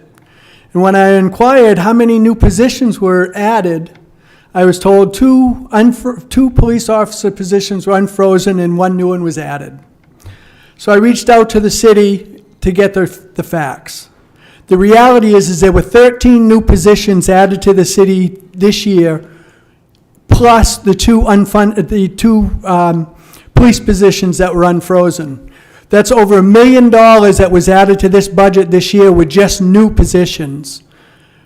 The difference between this council and the previous council, Council Harriman notwithstanding, is that we looked at what the taxpayers could afford and worked backwards from there. Apparently, you didn't take into consideration where the taxpayers were on this and just gave the city whatever they wanted. They gave you a wish list, they gave you a budget, and you basically sat on your hands and passed it. Same thing with the school committee. No pushback on the amount that the school budget was. The reality is if you would have been more reasonable and had a little pushback on the school department and have them be a little more reasonable, the school committee budget would have passed first time around and everyone would be happy, instead of this brouhaha over the 10% ridiculous mill rate increase that you're giving our taxpayers. This is a poor community. We can't afford to be one of the highest tax cities in the state. My mother's 94 years old. She's been in her house over 70 years. She doesn't know if she's going to be able to stay in her house once these taxes go up, especially with the reevaluation coming up. I know you were probably told that get the spending in this year because we want a flat fund next year when the reevaluation happens. Well, that isn't right. You shouldn't stick it to the taxpayers this year just so you can look good next year. I think 15 new positions is excessive. I think the arrogance surrounding this, some of the councilors have said that the seniors will just have to suck it up. Others, well, they got an 8.5% increase in their Social Security, so they should be able to afford it. The reality is that this past season they got a 3.2%, and if your 10% held true to form, plus the freeze going away, they'd have been looking at a 15% increase in their property taxes. That's ridiculous. Thank you.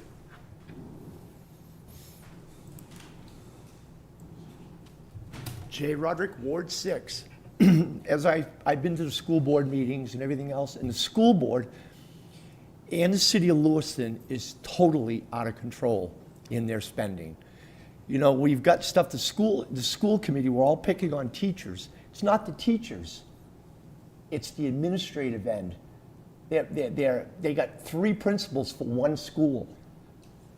Why can't they run it with one principal for one school, or one principal can handle 2 schools and stuff, and they're just excessive. Another thing that we've got over here, we've got an excessive budget for is the public works. They're not worth what they're getting paid. They drive around with new trucks all day, but every time you see a road work done, they sub it out to St. Laurent Associates. That's not right. You know, if the city wants to be in the road maintenance business and all that stuff, then they need to do the work and stop subbing everything out to St. Laurent. St. Laurent would do a good job, or get rid of Public Works and let St. Laurent handle it all for them. The city of Lewiston does not run the city like a business. You know, the teachers we need, the teachers are actually, they're the workers. The administrators are the ones that they're so excessive in they got too many of them. That it's just a lot of waste spending that the city is doing, and nobody's looking at it. Everything gets passed. No matter what we say, you guys are going to do what you want to do. But I'm telling you, when we go to vote is when we're gonna not pass the voting, because we can't. People can't afford what we're charging. I had a business in Lewiston for 40 years, and I moved out. I'm in Westbrook now, and the only reason is because I couldn't afford to be in Lewiston. It was excessive. Everything in Lewiston's excessive. You know, I'm a taxpayer in Lewiston. I can't even go to the dump without paying every day to go to the dump. What's the sense? I mean, Lewiston will never, ever have a business community because businesses won't come here because they see what's going on here. And it's just, this city is not worth what we're paying to live here. I've got a home here, and I'll be honest with you, I'd like to get rid of it. And the only reason I'd like to get rid of it is because I won't be able to afford the taxes here. You're making it to the point where we're not going to be able to afford to live here. Our tax base is too small. It's not the idea of increasing anything. What we need to do is look at everything. Look at all the expenditures we've got. We got a Public Works that drives around with brand new trucks every day. They don't even have scratches on them, and they're in the construction business. You know, go look at St. Lawrence. They're working every day, and a private enterprise. That's time. Thank you. Okay. Further public comment? Matt Roy. Mr. Mayor, I believe our 15-minute period is up. Point of order, the 15 minutes ago was up like 2 speakers ago, but anyway. Mr. Roy, hold on. Unless there's a objection from the council, I suggest that we let public comment continue. Mr. Roy, please continue. Well, that could be dangerous, but anyway. As Mr. Mayor, as we all remember, back in January, there was the whole saga and about administration, the Da Vinci's, and then we had the proposed effort by some to, without actually invoking charter, have an investigation about a department, which then led to a quote-unquote comprehensive survey, which that survey period ended the end of February. We are at now June. When are we going to see the results of this survey? Thank you. Further public comment?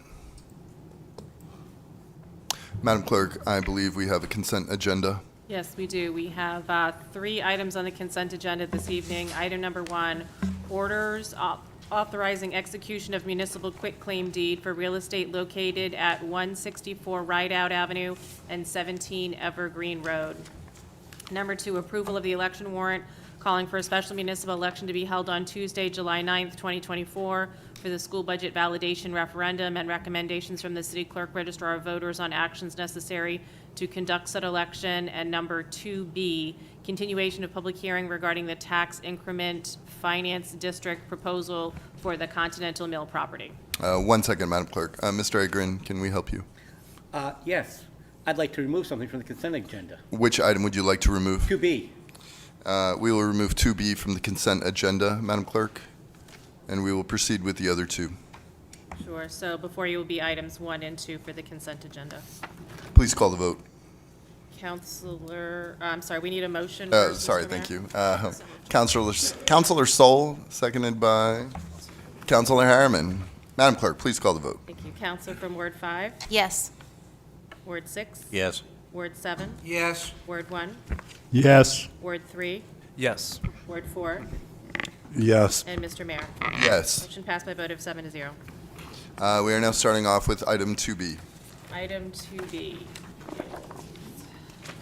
Item 2B, continuation of public hearing regarding the tax increment finance district proposal for the Continental Mill property. Requested action to continue the public hearing regarding the tax increment finance district proposal for the Continental Mill property to the next regular city council meeting. May I have a motion, please? So moved. Counselor Glant, Second. seconded by Counselor Najin.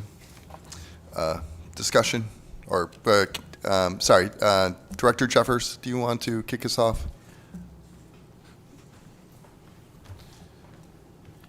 I guess explain for the public's benefit where we're at with this. Yeah, we are actively working to pull the final pieces together for this. My mistake in not adding this to the agenda, it sort of had been just being continued. Do you mind speaking into the mic, please? We fully expect to have it in front of the council in July. I neglected to extend it once again this time, though, so that was my mistake. It is very much active. They were in front of the planning board about a week ago, got their approvals, and it's still very much alive. Thank you very much, Director. Discussion, questions from the council? Public comment on this agenda item? We will hold off on public comment for a second. Counselor Najin. I'd just like to state this is the second item that missed the agenda before it was published. So if we could put something in place to make sure that things that are going to appear in the agenda get there in the packet when it's released on Friday for transparency and public meeting rules laws, it would be very, very helpful. No, understood, and I'm somewhat chagrined that it was a member of the public who actually pointed it out, so it was absolutely, this saves us from having to re-advertise it, though, so it's a several $100 savings, so I'd rather eat crow than spend the money, so. Further comments from the council? Now we're heading to public comment for this agenda item. Back to the council. Madam Clerk, please call the vote. Counselor from Ward 5? Yes. Ward 6? Yes. Ward 7? Yes. Ward 1? Yes. Ward 3? Yes. Ward 4? Yes. Mr. Mayor. Yes. Motion passed by a vote of 7-0. Thank you, Director Jeffers. Item number 3. Item number 3, public hearing on a new application for a liquor license from El Rodeo Lewiston LLC, 736 Sabata Street. Requested action to authorize the city clerk's office to approve a new application for a liquor license for El Rodeo Lewiston LLC, 736 Sabata Street. May I have a motion, please? So moved. Counselor Chittum, Second. second by Counselor Sol. Discussion?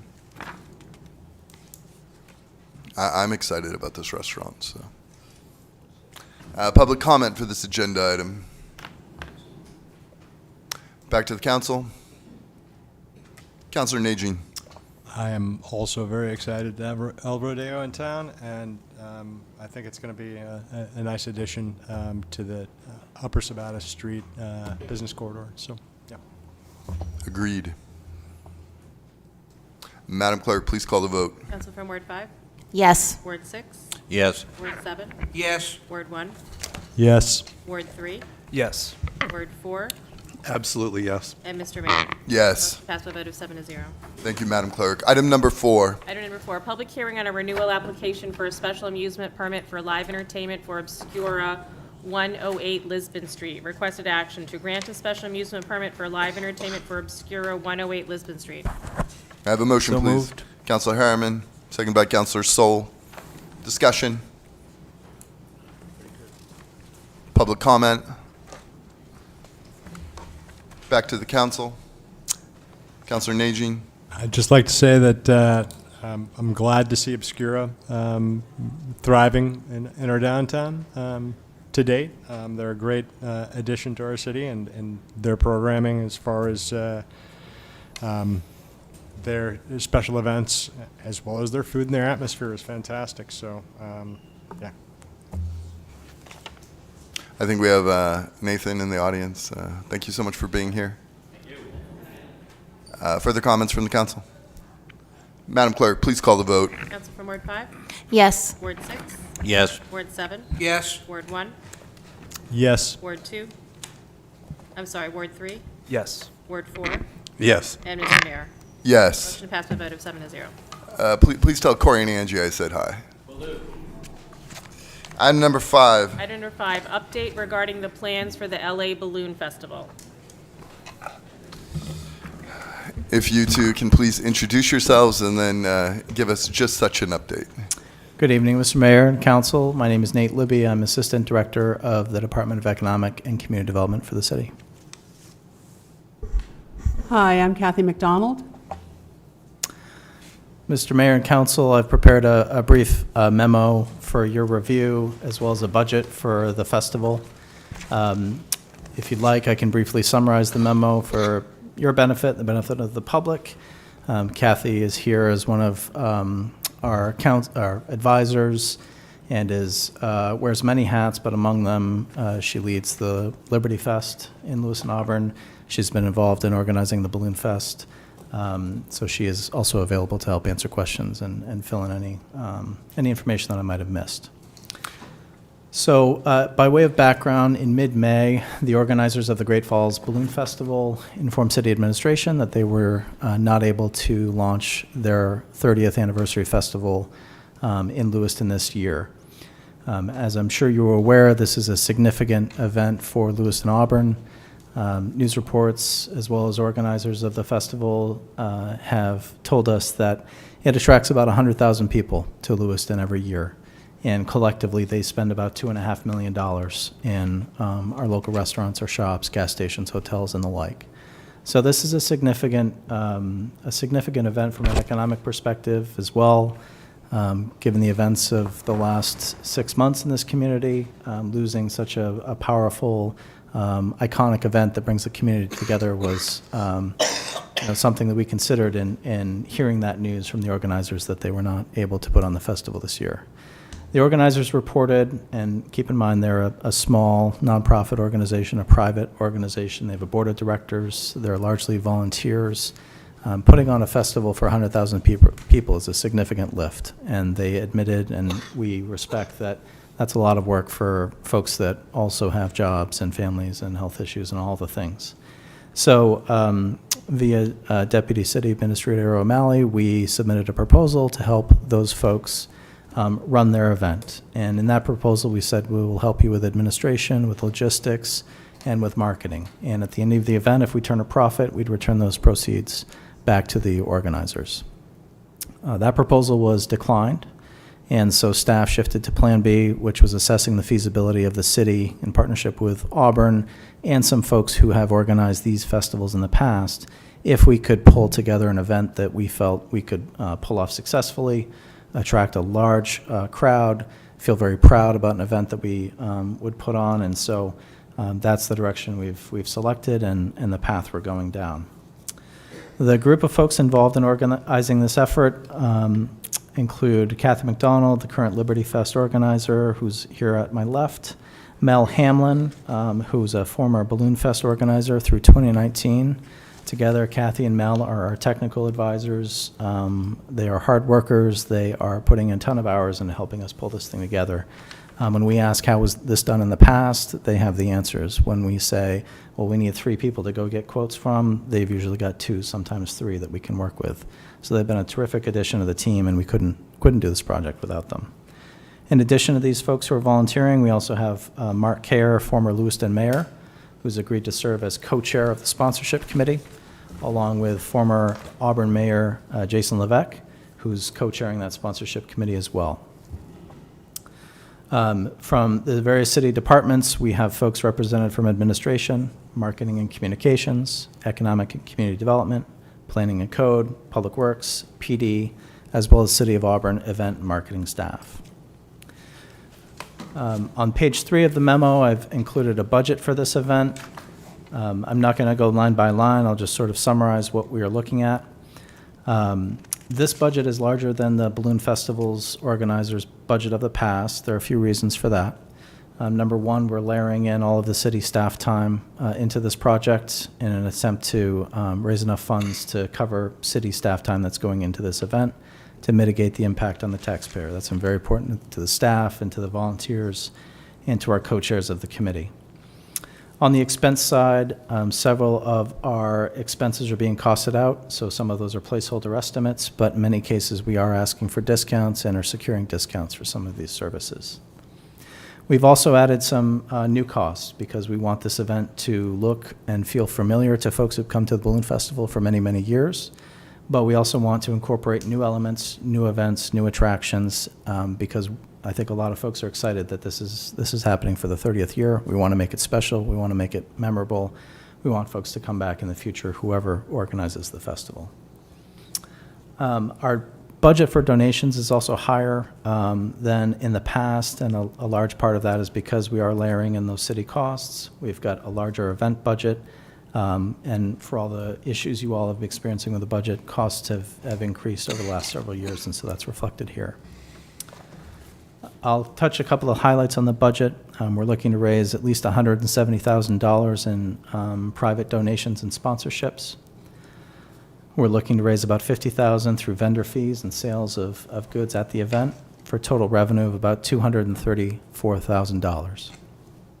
On the expense side, $26,000 for all things related to the balloons themselves, $22,000 for cost of goods sold at the event, $43,000 for entertainment of a variety of different kinds, $41,000 for various event costs that are outlined in your budget, $30,000 for marketing, $20,000 for a miscellaneous line that includes insurance, supplies, and a contingency line, $43,000 for City of Lewiston staff time.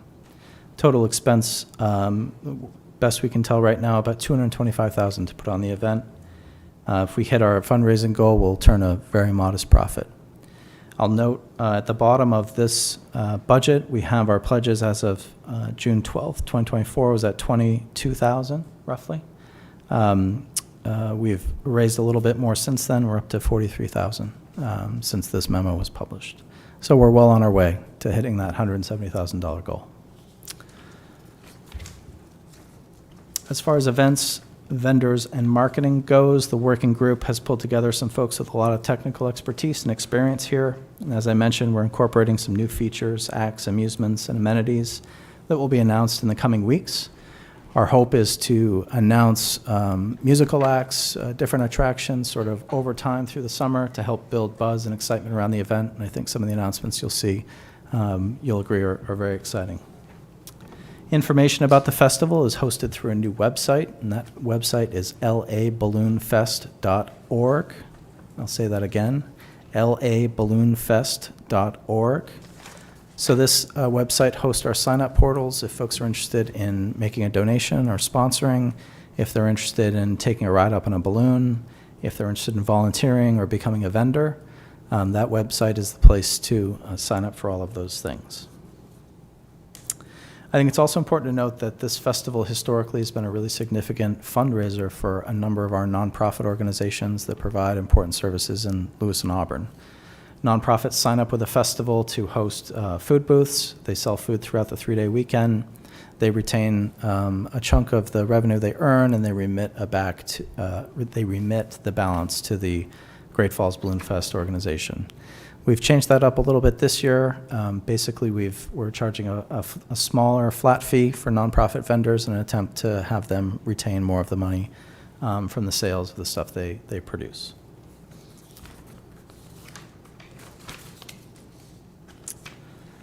I want to touch on the staff component for a bit. As you may recall, you all approved $13,402 in in-kind support for the LA Balloon Fest under the previous organizers, so we've included that here in the budget. We've also costed out the rest of staff time required to put on an event like this, which totals $43,502.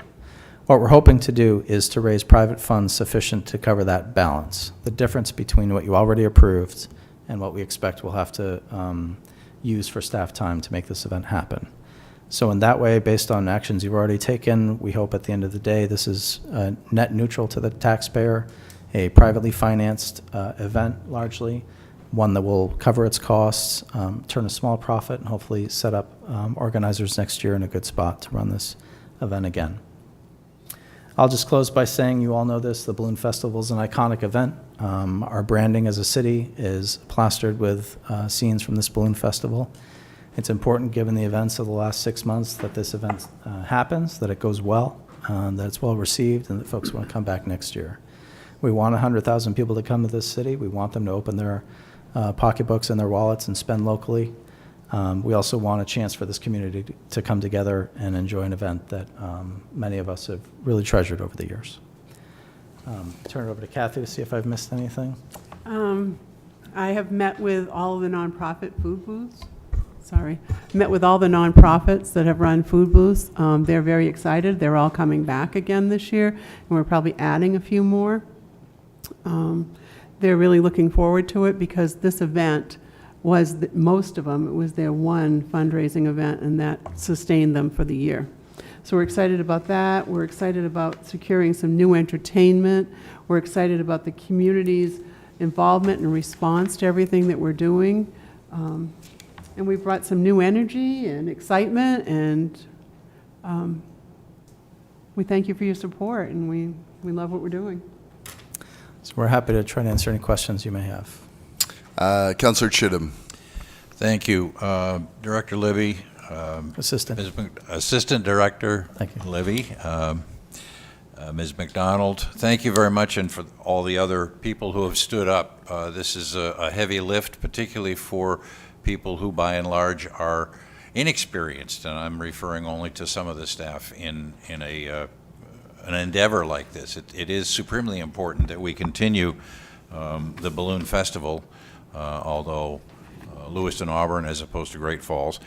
One question I have, and I'll ask it now, is there going to be any conflict next year when the Great Falls Balloon Festival wants to come back and the LA Balloon Festival has been so successful that people are clamoring for its return as well? I think having many folks who want to run this festival would be a terrific problem to have. And I look forward to that conversation, but I truly believe we want to run a great event in 2024, and when and if the Great Falls Balloon Fest organizers are ready to come back, we're happy to hand the reins over. They have retained their website, their branding, the intellectual property associated with the festival. That's in part why it's called the LA Balloon Festival this year. Right. You took the words right out of my mouth. What a great problem to have. I do have a question. As someone with a little bit of experience in nonprofit fundraising, you rely on $170,000 worth of donations. A very specific question. It indicates that you will submit a grant application to the Maine Office of Tourism. Where does that stand at this point, and is August a reasonable timeline for that grant to be reviewed and hopefully approved? So I had a meeting with the Maine Office of Tourism grant officers last Friday. We discussed the budget, the operational plan, the marketing plan, and they were very excited to have us submit an application. So that application is in process. We expect to submit it this week. We expect it'll be favorably received based on those conversations that we've had. If we, for example, are awarded $45,000 instead of $60,000, I think our sponsorship budget line will go up. I think that the sponsorship line that you see in the budget is very, very conservative. We have two very effective fundraisers in our co-chairs. I come with experience in that world as well.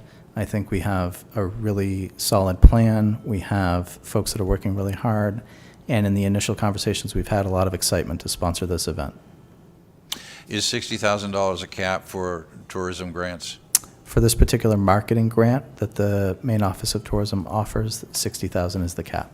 Okay. $30,000 is the minimum. Thank you. And one final question. Do you have areas in the expenditures that you have targeted for removal or elimination or reduction if, in fact, the income doesn't meet expectations? Yeah, I think the events line is one where there is wiggle room to come down. The contingency is built in there, but I think our approach is we're going to over fundraise for this event. We're going to exhaust, we're going to turn over every stone to find donations before we start cutting the expense side. And we're going to seek those donations from private sources. And you did say that www.laballoonfest.org, spelled right out, is the place to go for individuals who wish to contribute to this effort. That's correct. Thank you. Thank you. You know, when it comes to fundraising for this, for things of this nature, I like to say that nobody is safe and everybody will be asked. That's very true, Mayor. I really appreciate the work that you've done, Assistant Director Libby, and then we also have Director Morris. I know you both have put in a significant amount of time, along with you, Kathy, and Mel. Deeply appreciate us, no pun intended, rising to the occasion here. Yeah, thank you so much. Councilor Najin. I'd just like to say, first of all, I am grateful that the city's decided to pick this up, and that our acting administrator and deputy director of economic and community development kind of hit the ground running on this piece. I do have a concern concerning the fundraising portion. If that amount isn't reached, I guess the question is where does the money come from within the city budget? And I believe there was a portion of funds that were set aside from other activities from a previous year. Am I correct on that?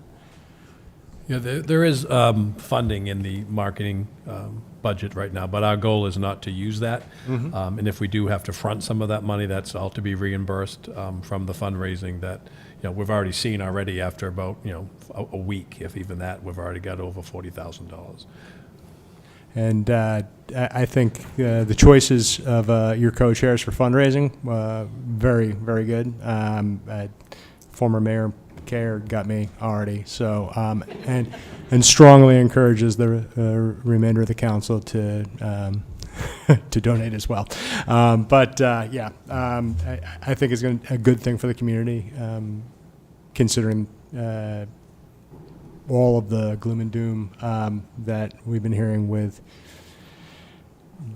not only October 25th, the recent events on Russell Ave, the concerns about taxes. There's a lot of sadness right now, and it would be nice to have something that brings attention to the community that is positive, engaging, and uplifting. So, again, thank you. Thank you, Councilor Najin. If I could respond briefly to the concern around fundraising and its viability, I can provide some additional information. That is, we have a target or prospect list of businesses and individuals in the community that we're making personal requests of for support for the festival. And that list has about 110 names or entities. We've assigned each one a dollar amount for what we will be asking of that individual or entity. We sorted the list based on the size of the ask. We started at the top, the highest end. I can't disclose the donor, but today we secured a $20,000 headline sponsor for the event, and that was really our first ask among that top tier group. That was extremely exciting. Gave us confidence to keep pushing. We have a number of folks from that range of dollars down to $500, $250 and in kind that we're going to be making asks of. And I think early indications are there's excitement for Lewiston, there's excitement for the event, there's some excitement that the cities are taking this on with some expert help in the form of our advisors and festival organizers. So when I say I feel confident we can get there, I'm not just sort of I'm not just offering that statement to you. I think there's some evidence on the ground that we're going to do well with this. And I just respond back to that, saying that there are several people in this community that do want to contribute, and and I fully trust that you'll be able to hit that goal quickly. Thank you. Councillor Sol. I was just wondering, what type of volunteers are you looking for? Or what kind of, I guess, activities or jobs would you be looking for volunteers? So we're looking for volunteers that can handle, like, the entrance going into the Samard Payne Park, because we don't want anybody and everybody driving in through that park. We need volunteers to work in our souvenir booth. We'll need volunteers to work pancake breakfast, because we do have a family that runs that for us, but we need volunteers to help with it. We'll need volunteers. Oh yeah, we need balloon crew, the chase vehicles, and then just the balloon crew. So there's a variety of things, and there's things that are for anybody of all capabilities. We can find a job for them. And they just go to that website? Yeah, they go to the website, and then we have somebody here who's keeping track of them. So those folks will go through the background check process that we operate for any city volunteer. Then they will go through a matchup with the jobs that are available. We'll assign folks to specific jobs with job descriptions. We'll host a training, I think 4 or 5 days out from the event. We will build in backup volunteers in the event that folks cancel or call out sick, that sort of thing. But we do need some help, and the website laballoonfest.org is the place to sign up. I appreciate everything you guys have done. I'm very excited that this is happening, so thank you. Thank you. Councillor Roy. Thank you, Mr. Mayor. I just want to say thank you to both of you and everybody that, at a drop of a hat, you all stepped up and pitched in. It's really, really awesome. And I do know some of my constituents, talking with them, and they're all in favor of this, and we want to say thank you. So, thank you. You're welcome. Councillor Harriman. Thank you. I don't have any questions or anything. Just wanted to say thank you very much to volunteer organizers and city staff as well for stepping in. This is one of our most important summer events, and I'm glad to see that it will be happening again this year. Okay, thank you. Yes, this is not only the largest event for Lewiston, it's one of the largest in the state, and I'm hopeful that the Office of Maine Tourism will look favorably upon our application. You know, we are the second largest city in Maine, and something that brings 100,000 people to Lewiston for a weekend is not just going to be good for us and the surrounding communities, it's going to be good for the entire state. So, and do you know what's so great about the Balloon Festival? No matter where you stand, it's always a great view. That's true.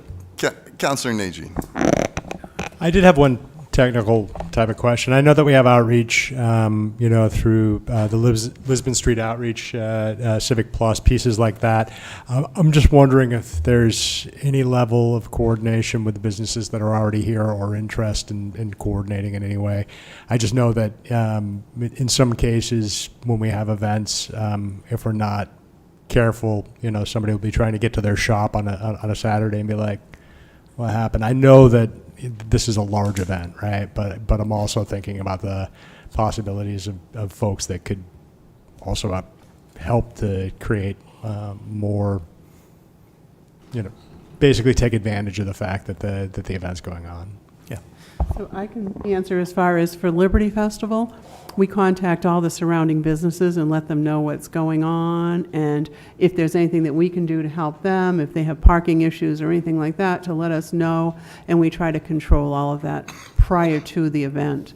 So I would assume that we will do the same thing for the Balloon Festival. We will contact them. In fact, we've already contacted a couple of the businesses in that festival zone. Much appreciated. Thank you. Yep. We are now heading to public comment for this agenda item.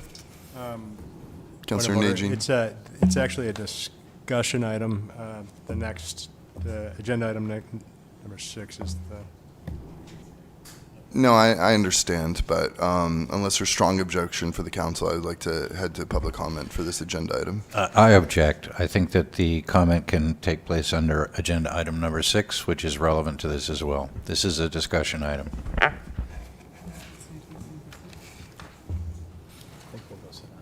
we will hold public comment until the next agenda item. Further comments or questions from the council?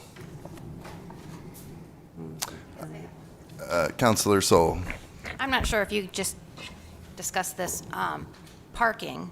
I know for a while, parking garages, they weren't charging, I don't think they were working, and they're all up working. How's that going, are they going to be up and working for the Balloon Festival, or are they going to be open?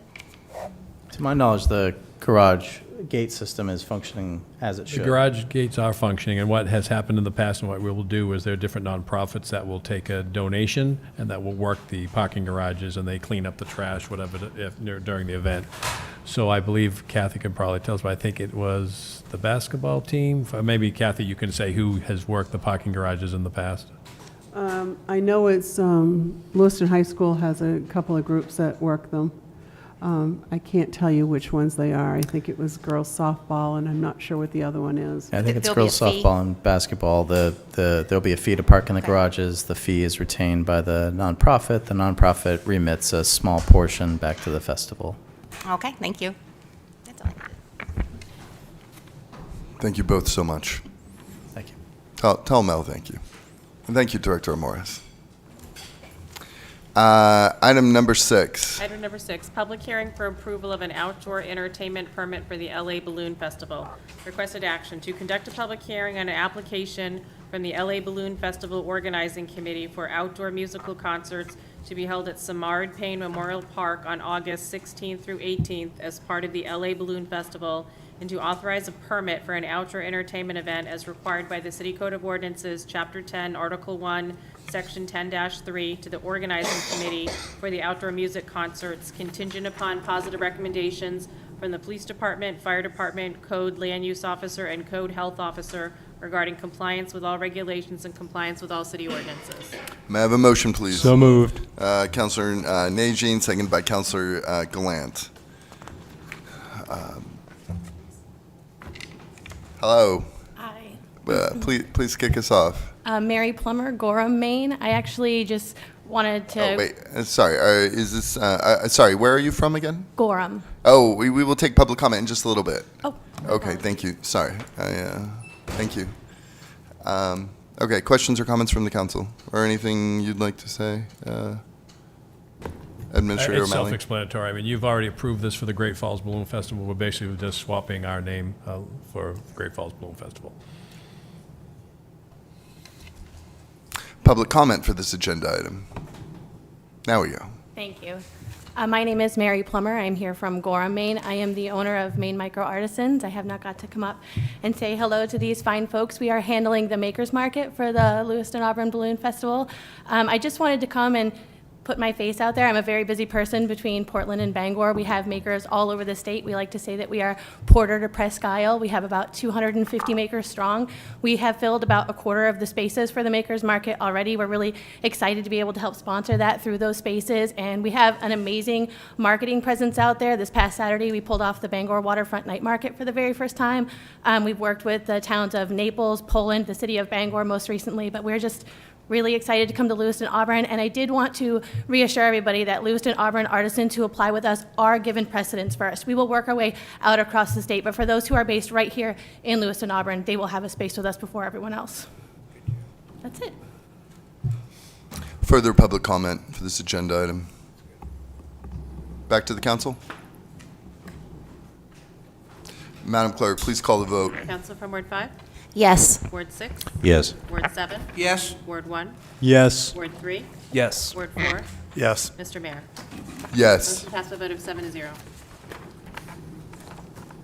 Item number 7. Item number 7, order establishing the 2024 festival zone for the LA Balloon Festival.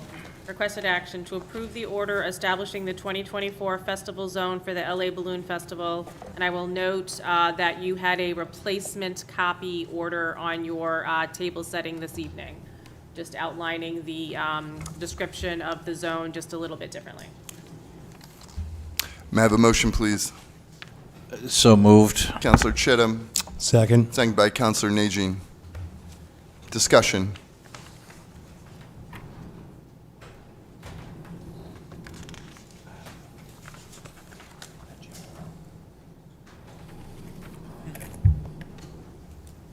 Public comment for this agenda item.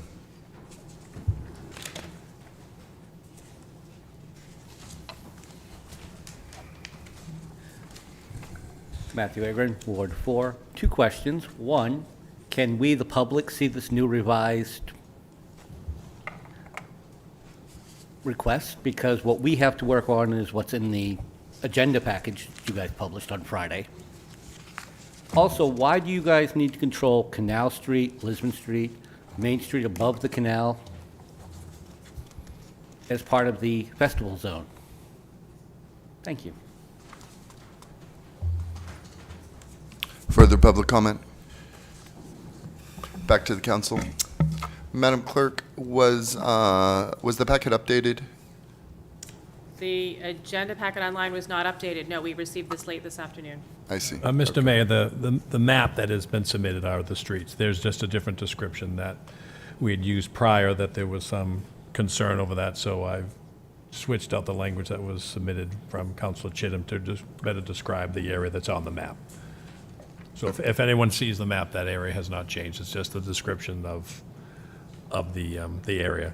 And I could read it out if people would like that. It says, it would be all city-owned property within the area bounded by Main Street, Lisbon Street, Cedar Street, and the Androscoggin River, as well as city-owned property abutting Main Street between the Longley Bridge and Middle Street, Lisbon Street between Main Street and Cedar Street between Lisbon Street and the Bernard Lown Bridge. However, if that doesn't make any sense to you, you can look at the map, and that is the area that we're talking about. Thank you for that clarification, Administrator O'Malley. Councilor Chittum. Thank you, Mr. O'Malley. I have that, obviously, because I sent it to you, and I did send it to all the council members. I'm sorry that it did not get in to the public packet. This harks back to my peeve that we be accurate in our descriptions, and there were a number of questionable and ambiguous definitions I had in there. As a land surveyor, it's important to me that we are accurately describing this. I will note that the description that Administrator O'Malley just read does expand this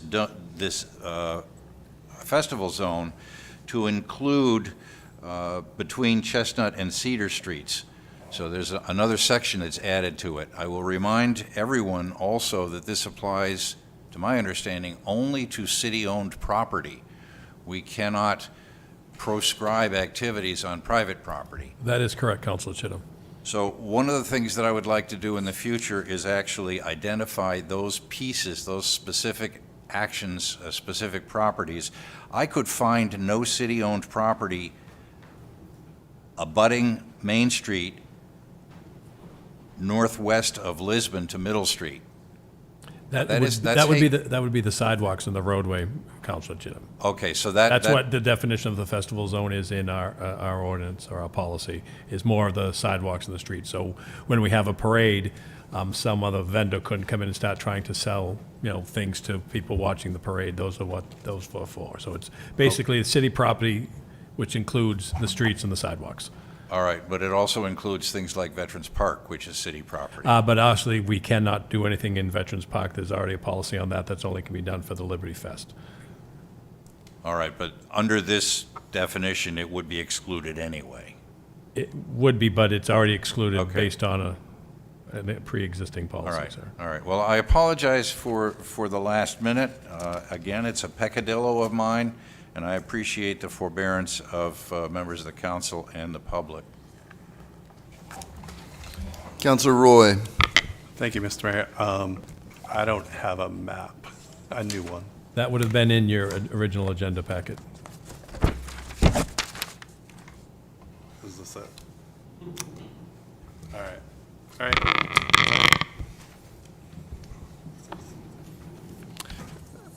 Madam Clerk, have we been to public comment for this agenda item? We have, yes. Okay. Further comments or questions from the council? Madam Clerk, please call the vote. So from Ward 5? Yes. Ward 6? Yes. Ward 7? Yes. Ward 1? Yes. Ward 3? Yes. Ward 4? Yeah. Yes. Mr. Mayor. Yes. Motion passed by a vote of 7-0. We've already voted on 8, so we are now up to 9. Item number 9, Amendments to the library policies regarding video circulation fees. Requested action to approve the proposed amendments to library policies, City Policy Manual number 39, as recommended by the library director and the acting city administrator. Said policy amendments to be effective July 1st, 2024. May I have a motion, please? So moved. Counselor Chittum. Second. Second by Counselor Gallant. Director Houston, thank you very much for joining us. Please kick us off. Yes, so this is essentially a language change to update, to reflect changes that were made during the fiscal year conversations around the budget. So there was a revenue source that was eliminated during the budget conversations, and this is updating the policy to reflect that we are no longer charging this fee. If you don't know, there are 2 libraries in the state of Maine that charge for fiction audiovisual materials, and we are one of those. The other one is Auburn. And so this is something that we're moving away from because it's unpopular and it is not it was not a tremendous income for us. It was about $1,000 a year. And really it's, antithetical to what libraries do. You're making a value judgment about the materials that people are choosing when they come in the building, if you are assessing a fee for some but not others. And so in my 19 years in libraries, I had never seen this done anywhere else. And so that's where we are. Thank you very much. Discussion? Counselor Chittum. Will there now be one library in the state of Maine that charges for AV materials? Auburn has been aware of this upcoming change, and my guess is that they will also update to reflect this. Essentially, with us having reciprocal borrowing with Auburn, any of their users that would be charged $1 could just come over here and get things for free, and so it doesn't make sense for us to have different policies. Thank you. And you did say that this represented approximately $1,000 a year of income to the Lewiston Public Library. Yes. Thank you. Counselor Soul. So are you going to be doing away with videos altogether, or is it just No, the fee? we will still have the materials. We just won't be charging people for checking them out. Okay, Yep. perfect, thank you. Which I think will actually increase quite a bit the use of those items. I'm sure it will. Yeah, thank you. Counselor Najin. At first, I was thinking about, like who actually rents a DVD anymore, but then I realized that like a lot of our historical videos, including ones that have, they might have a fiction piece to them, but they're still, one of the things I think about is like Dead River Rough Cut. I don't know how many times I've checked that out of the library. So yeah, it's I think makes sense, and since we have access to the entire Minerva system for, yeah. I don't mean to put you on the spot, Director Houston, but are you aware of how many DVDs we have in the collection? Not off the top of my head. I could get you that information, though. No, I was just curious. Yeah. Public comment for this agenda item. Back to the council. Thank you very much for seeing this through, Director. Madam Clerk, please call the vote. Counsel from Ward 5? Yes. Ward 6? Yes. Ward 7? Yes. Ward 1? Yes. Ward 3? Yes. Ward 4? Yes. Mr. Mayor? Yes. Motion passed with a vote of 7-0. Time to watch movies, Lewiston. Item number 10. Item number 10, amendments to Policy Manual number 6, the rules governing the City Council. Requested action to approve the proposed amendments to the rules governing the City Council, City Policy Manual number 6. May I have a motion, please? So moved. Counselor Chittum. Second. Second by Counselor Harriman. Counselor Chittum, would you be so kind as to kick us off? Yes, I would be so kind. These are tweaks and changes, some substantive, others not, to the rules that govern our behavior up here on the dais for this calendar year. In the packet, and I don't know whether it made it into the public information or not, was a rationale for these proposed amendments. Madam Clerk, can you tell me, Yes, was that? it's in the full packet. Okay, so I won't belabor that then. I would be happy to answer any questions from fellow councilors now and from members of the public when it's public comment.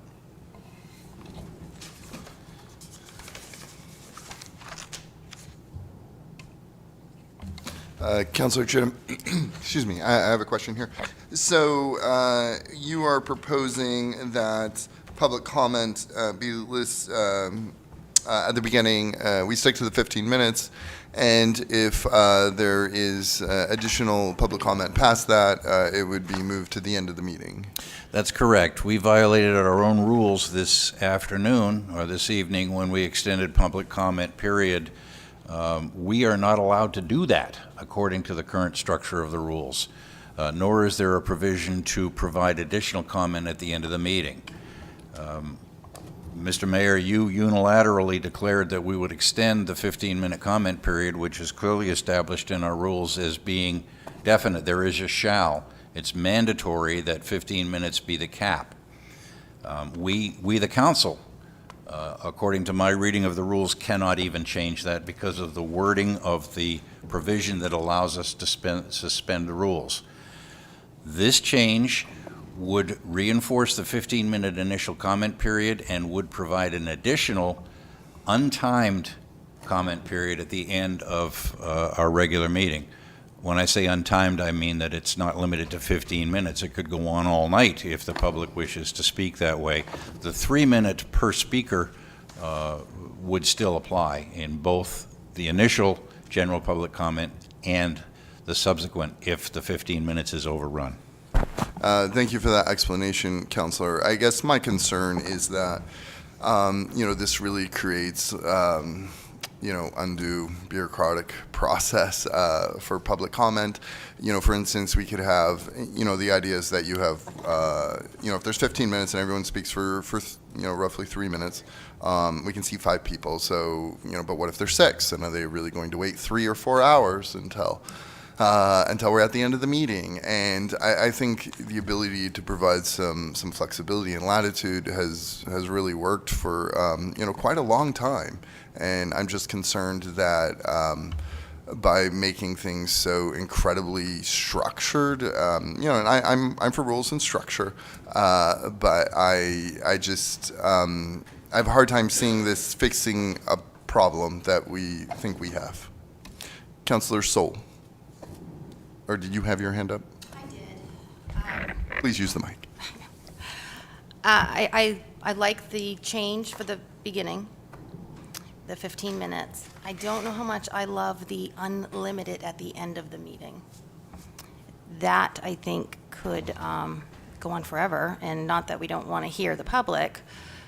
Some evenings get rather late, and I think there should be a time limit at the end of the evening as well as the beginning of the evening. Councilor Harriman. Thank you. So I like these changes. It seems like the most substantial ones are around public comment. I like the idea of adding a second public comment period at the end. I believe that's how Auburn does it. They have one at the beginning, one at the end. It is nice for, when things come up, especially if they're not on the agenda, if they're addressed under other business, then members of the public can speak to them then. I do have similar concerns as Councilor Soul as far as the comment period at the end of the meeting, and I wonder if we just made them both 15 minutes, but with the council could always suspend the rules and allow them to continue. If that might be a better idea, we could also try it this way, and then these rules are fairly easy to change for us, so we could. If it doesn't work well, we could do that at a later time. I was also wondering, as the mayor mentioned, say we have 6 people who want to speak at the beginning of the meeting. I assume that the council could always suspend the rules by a vote of at least 5 councilors and allow that 6th person to speak in the first public comment session rather than having them wait till the end. I assume that would be the case, and I would think that would cover any situation where, so someone who's who's sitting there waiting to speak doesn't have to wait for the entire meeting. We could just let them speak during the first one. Councilor Chittum, did you want to? Yes, we cannot currently do that under the rules as they are drafted. We cannot suspend the rules to allow more than 15 minutes public comment. Under these revisions, we would be allowed to do that with an affirmative vote of 5 members of the council. Councilor Najin. I would just like to, I'd like to say 2 parts. One, I enjoy that it's clear, but also it has some flexibility to it. I do favor, I've used this phrase before, but not holding staff hostage. So I think we might want to look at the possibility of putting some of our executive sessions, if we're going to have an executive session, maybe possibly earlier, before the meetings as opposed to afterwards. Same thing with, can the clerk leave? So, just a couple of thoughts around, holding people up, depending on what's going on, right? We haven't had really a lot of cases where we've had more than, well, no, that's not true. We've had a couple of cases where we've had over an hour of public comments. So it's just, I'm thinking about that balance, like we're elected to do that. And unfortunately, I don't think the administrator can escape it. But maybe we can make it easier for some of the other staff. I believe me and the administrator have a standing order for pizza once it gets too late. Councilor Sol. So if we are able to suspend the rules to allow longer public comment at the end, are you open for a friendly amendment to leave the 15-minute time limit at the end as well as the beginning? If we can, because we can just suspend the rules. Would you be open to that? I certainly would, Mr. Mayor, if I may have the floor. I certainly would, but to me, that would really reinforce the necessity to maintain a strict 15-minute initial comment period. For the reason that there is an entire agenda to be addressed, and many of those items on the agenda require paid staff who were not elected to sit here all night long and listening to boring old folks drawn on and on and on about changes to the rules. So I would be in favor of a 15-minute limit at the end, but I would hope that we would all interpret that as being a hard and fast 15 minutes at the initial general public comment. Councilor Glent. Thank you, Mr. Mayor. I have concerns, as you do, with a 6th person, but the real concern is if we have 15, we're going to have to start numbering when they come in. You're going to have someone at the door and say, "You going to have public comment today?" Well, you're number 1, because if you don't, it won't be fair. So we're really getting into an area for those, especially staying to the end. If we limit them to 15 minutes, then if there's 9 people, 3 aren't going to wait the whole meeting for nothing. So I think we have to be careful with time limits on the end for that reason, in particular. And I'm concerned, too, that we don't have the flexibility to say, as you said, this is a 6th person or a 7th person to just get it over with. So we can move on to our executive sessions if we need to, when the end of the evening comes, we can't switch that around somehow. So from my personal perspective, I don't want to time limit in the end because we have to start keeping track of people. And I don't think it's fair. And as soon as people figure it out, quite frankly, and there's a couple here in the audience, they're going to be here first and sit in that chair over there ready to go, right? So they get their, which is fair, because that's why it's open to the public. But for people who just come to talk about number 8, or talk about just general stuff, who don't understand how we operate, after 5 people go, they're sitting there going, and what happened? And every meeting, the same first 5 always show up and eat up our 15 minutes, and we don't really hear from the general public, everyone. So I think it's kind of hard to figure out. I mean, I like the structure. I'm a structured person. But I am concerned that if we don't have the ability to say, at 15 minutes, there's 3 more people out there, let's let them talk and get it done with, is not a good thing. So, Councilor Roy. Thank you, Mr. Mayor. I would say maybe, 15 minutes with the ability to suspend the rules on the first part, and then the last one, a strict 15-minute rule at the end. I mean, I think that would probably be, a compromise to get this done. So that would be my friendly amendment. Well, wait, is that a friendly amendment or? Sorry, Councilor, please use your mic. It's the opposite. He flipped it, but I actually would prefer having suspend the rules in the beginning and a strict 15 minutes at the end. Well, and just for clarification, for my sake, so are we currently making amendments, or are we still discussing? Councilor Sol, did you? He said he was open to the amendment as long as there was a strict 15 minutes in the beginning. I guess, can you please repeat the friendly amendment that you suggested? I'm going to suggest my new friendly amendment. Whatever It's friendly gonna amendment be you wish to suggest at this time.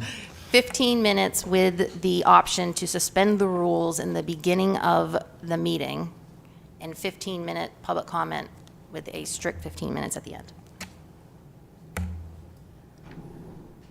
And how do the people who, it was what, Councilor Chittum and Councilor Harriman? How do we feel about this friendly amendment? Well, I'm afraid that if we all of a sudden exempt specific rules from our ability to suspend the rules, we're running into a messy situation. I would prefer that we allow to ourselves the ability and the privilege of suspending these rules whenever it is deemed appropriate.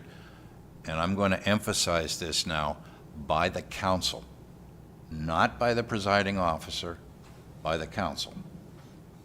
That's a council decision. And I guess I would prefer not to see a limitation on our ability to suspend any rules that we have adopted.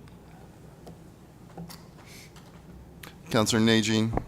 So just to piggyback on that, I think it's the flow of conversation as well as the assumption of unanimous consent, I think is sometimes problematic, and then also the fact that we just want these rules to be basically consistent. We've seen situations in which we allow people to speak for well more than 3 minutes. We have situations where the 3-minute timer hits and person's cut off immediately, and there's an importance, I think, to both getting people to engage with the city and feeling comfortable in doing so, and also in having like an expectation that can just be consistently enforced. And so, and I realize that like everything fluctuates, right? We should be able to have some things that we can modify, but that process of modifying those decisions should be consistent.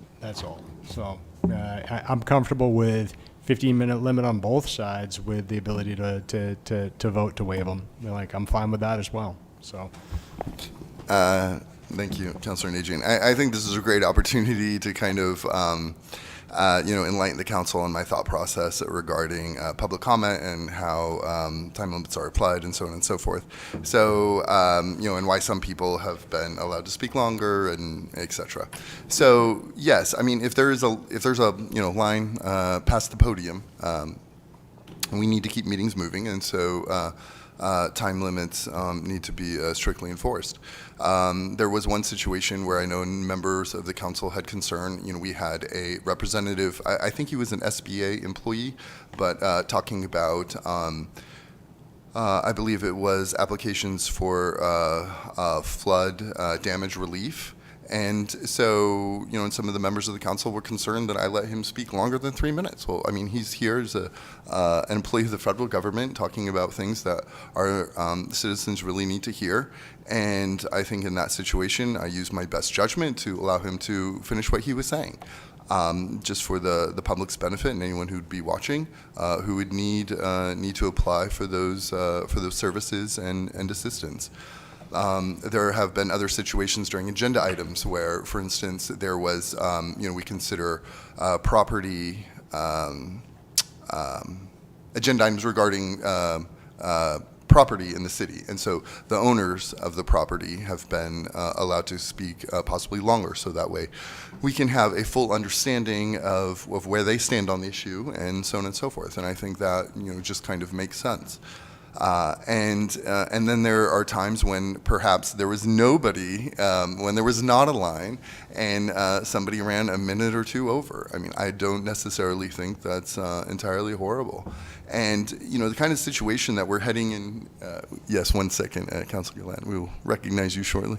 The kind of, you too, Councilor, the kind of situation we're heading into now is, I really think that a lot of these, this language is kind of, fixing a problem that, we don't really have. And we've had some long public comments, but those have not been not the norm.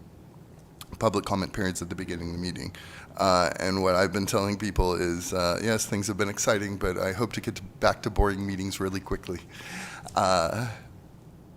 Furthermore, like we could be, if this in fact does pass, we could be setting up a situation where, let's say, we have five people speak, and then the sixth person, rather than just let them speak, as I have done in the past without objection from the council, now we'll need to stop.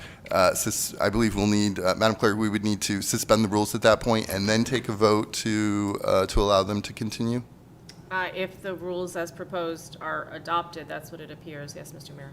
So we will need 2 votes and all of that process to allow this person to speak, depending on how long they speak. That whole process could take longer than just allowing them to speak. And so I just really think that this kind of introduces, just kind of, depending on the situation, could end up making the meeting longer. And furthermore, if the council has concerns with myself as the presiding officer and how a decision that has been made, the council is always welcome to appeal a decision of the chair. So there's already a mechanism to override the presiding officer should the council see fit to do so. And I'll say that's actually never happened in my term as mayor. Either this one or the previous one. Those are my thoughts for now. Councilor Gallant. Thank you, Mayor. And that's exactly what the problem is you think you can do whatever you want and the rules are okay. We have rules for a reason. And it's not fair to that one person who speaks for 3 minutes and somebody you give 6 minutes to. So having things consistent is what it's all about. And we can vote. And it's not about ending the meeting early. It's about following rules and keeping things structured. So there's a big difference between trying to rush out of here, if that's the case, than trying to get the things done properly and equally for everyone who steps up there. So I disagree with the logic that I want to let somebody give a couple extra minutes. And that example you gave was great. What should have been said is, sir, what we'd like to do is bring you back into our next meeting, sit you down up front and let you explain everything, and moved on. That's how, or people who complain about things, housing people is using an example, and the other party already spoke. Sorry, what did you say using example? What did you say? Housing, the people who complain about housing that the one lady spoke over. The person who spoke before her was given 3 minutes. Do we let them back up again? You gave that one 5. I want my 2 minutes back. So it can be complicated that way. So keeping it to one set time, I think is very important to do. And my question would be to the team over here, can we get a buzzer? So at 3 minutes, he don't have to worry about it. It goes, meh, and the people will know they got to be quiet. Well, Councilor Chinham, that's why we have the timer that's up there and that he sees this, so he's the presiding officer, so it's the 3 minutes. I'm not going to go put somebody in a headlock and drag them away from the I'm not asking for that. Give me a bell. I'll sit up here and go ding, ding, ding, ding. I mean, we could make this laptop make a buzzing sound, but I didn't think that You know, was. I mean, but I just want for consistency. That's, you know, I don't know that we should not be keeping things consistent, and that's what I'm concerned with. Thank you. Thank you, Councillor Glenn. Councillor Harriman. Thank you. Yeah, I'm also a fan of the consistency. I'm in favor of these changes. I did have one question about if the public comment goes, from the beginning of the meeting and then it's suspended, goes to the end.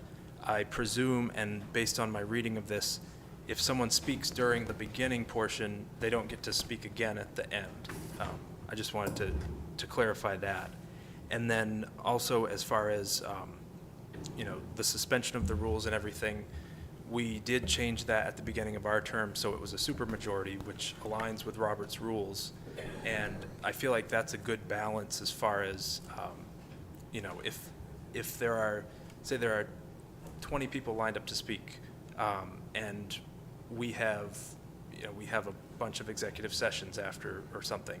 If 5 of us agree on something, then that, because it's a supermajority, that's a fairly higher bar to meet, and I feel like that is a good way to proceed with that. Is, if 5 of us agree, then we can proceed with a longer public comment period, and that gives us that flexibility to balance both hearing from the public, which is exceptionally important, but also we have the public's business to conduct, which is also important.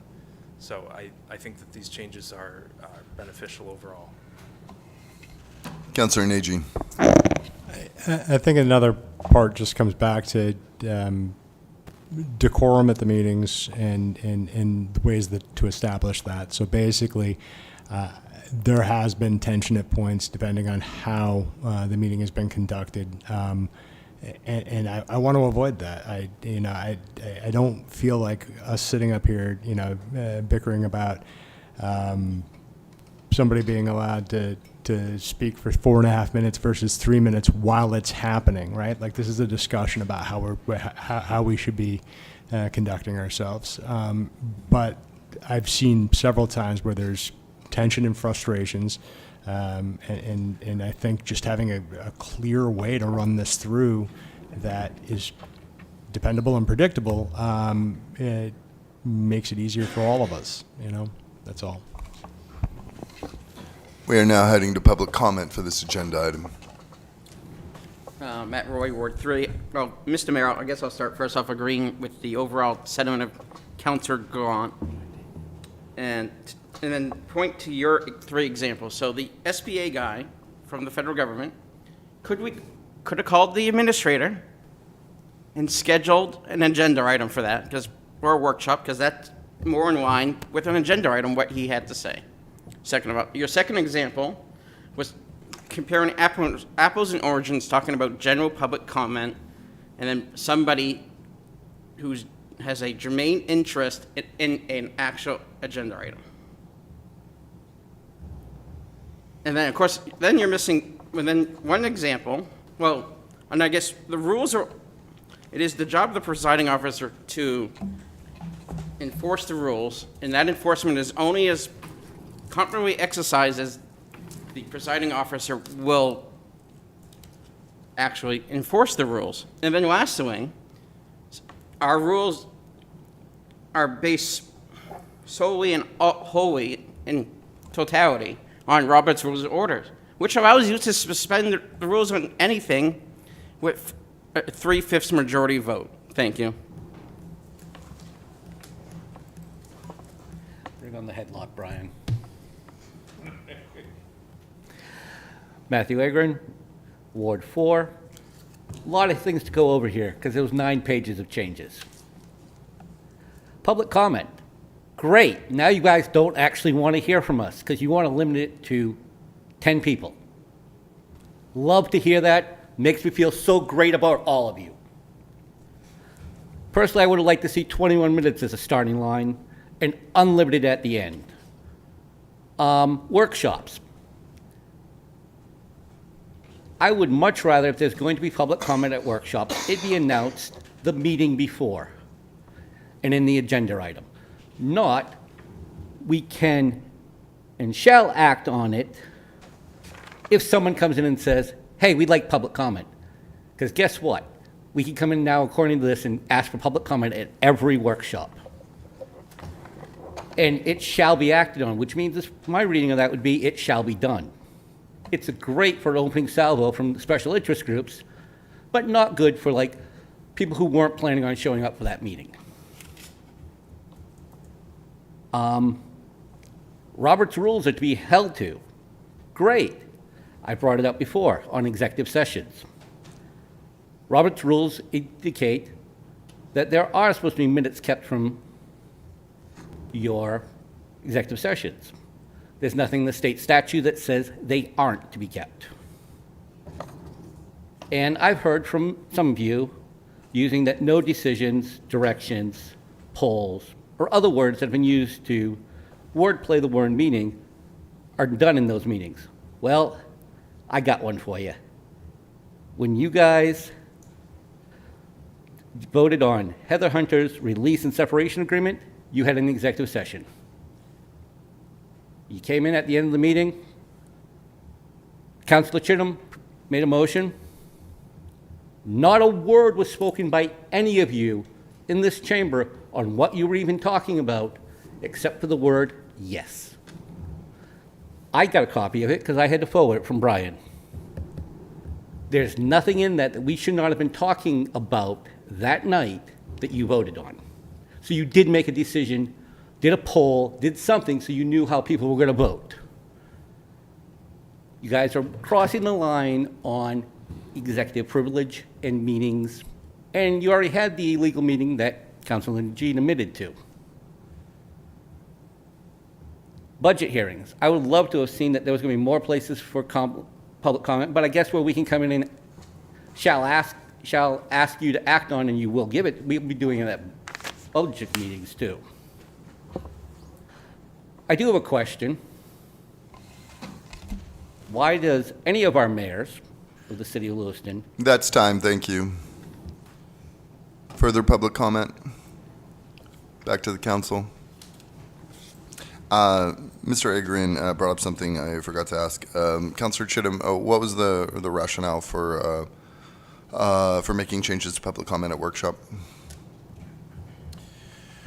The council has in the past authorized public comment. I heard from Mr. Agrin and others that not having advance notice of that affects their decision and their ability to come to these comments. The way the wording is presented, it was intended that if a workshop is presented in advance, then the public has the right to request public comment at that workshop. So it provides, instead of saying we're going to open every workshop to public comment, it provides that the members of the public, the directors, councilors can say, we would like to entertain public comment at this workshop. I guess my concern with having public comment at workshops is, that time was specifically reserved for council to learn about something, learn about whatever's being presented. And occasionally we have people who are not staff. I guess I worry about the public comment, the mechanics of it happening at workshop and how that, could delay the workshop. And for the public's benefit, you can always submit public comment by emailing us at publiccomment@lewistonmaine.gov. So yeah, I'm a little hesitant to change the public comment rules for workshops. And for the public's benefit too, workshops. No decisions or votes are being made in workshops.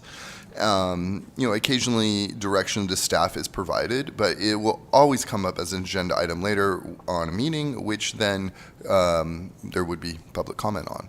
And even if it takes a while for that agenda item to come up on a meeting, the public is always free to come and speak during general public comment about what happened in that workshop. Councilor Harriman. Thank you. I like the idea of allowing public comment at workshops if it's requested, but I do have a concern about the process. If somebody, presumably somebody won't know about the workshop until the Friday before the meeting, when the agenda comes out, and then they could email us to request that we speak at, that they could speak at that workshop, but then the council can't take action until actually, they can't take action until the next meeting, which happens after the workshop. So I don't know that we would be able to do it in that fashion. The speaker also brought up the budget workshops, and that's something that I've noticed in my past term as well. And I hope that we can structure things a little bit differently with that next year. Basically, we have a public hearing at the very beginning when everything is presented and before any changes have been made. And then we have another public hearing at the very end after all the changes have been made. And at that point, it's kind of late in the game for people to inform the council. So I feel like we should do something different around those budget workshops. And I don't know exactly what the solution is, but some way to get more input during the process rather than at the very beginning and at the very end. Councilor Najin. Coming back to the workshops, usually we have some type of schedule that, and it's flexible, obviously. Sometimes the scheduling changes, right? But Administrator O'Malley is looking at his, at the calendar, saying, "Oh, we've got this date, this, that." Maybe if we had a better way to make that a little transparent. But anything that's discussed in workshop usually requires 2 readings and a public hearing if we're going to approve it. I think the big issue, again, is public feedback and engagement in the process with the budget. I think that's been a challenge in the way that we represent information from the budget. It's not easily accessible, I think, for folks that aren't used to it. It's a learning curve to figure out what you're even reading or where to look. And so, and I wouldn't suggest at this moment that we hire somebody to help with that. But there's clearly a challenge in both getting the information to the public and then also having public feedback before we vote to approve a budget, for instance. And so maybe we just leave out the workshop line for right now and then kind of think about ways to change that going forward. Would just be a suggestion. Councilor Glant. Thank you, Mayor. I'm of the opinion that workshops don't need any public comment. They're a workshop. They're an informational gathering for us to help make good decisions. Granted, the public may have some input, and they'll have an opportunity at a later date, but it just slows the process down for whoever's presenting to us and giving us information if they have to turn around and address somebody at the podium. So the budget process, I agree. It's messed up. We need to have a better system for input from the public for things through the process, and I think they're apples and oranges. But I would prefer to have nothing at our workshops but the workshop, so we can learn what's going on, be presented, what's happening, what's going on, and then go from there. And then the next meeting or next time we gather, the public will have an opportunity to speak. Because to have them speak before I have a chance to absorb the information, maybe analyze it and ask my own questions, it's not, to me, doesn't make sense.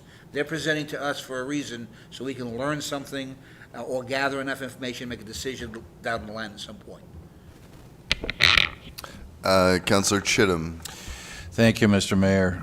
This is an excellent debate up here, and it points out the complexity of trying to balance hearing from the public and streamlining and being effective in our deliberations and decision-making.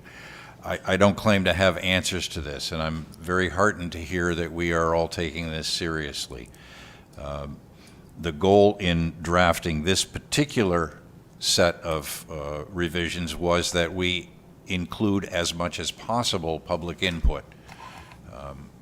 Councilor Gallant has made some excellent points that since we make no decisions at workshops, and we are going to be revisiting the issues discussed at workshops later when there is an opportunity for public forum and public comment,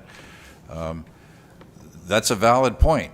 I don't necessarily feel that that outweighs the need for public comment during the session, but I am heartened to see that we are having a civil disagreement and a civil discussion about the best way to operate as a council and what rules we are going to follow. I'd like to go back to earlier, the mayor's comments about the way he runs the meetings. And I appreciate that the presiding officer does have a certain amount of flexibility. However, the rules are clear that it is the council who suspends these rules. The mayor, as a presiding officer, tonight is an anomaly. The mayor gets to vote because Councilor Longchamp is absent. But under normal conditions, the mayor's opinions are the mayor's opinions. The mayor's governing of the meeting has to comport with the rules that we've established for our own decorum. So that's really what this is about, Mr. Mayor, is the council's decisions are being usurped or have been usurped by your unilateral decisions to let people run on over the time limits that we've established in our rules.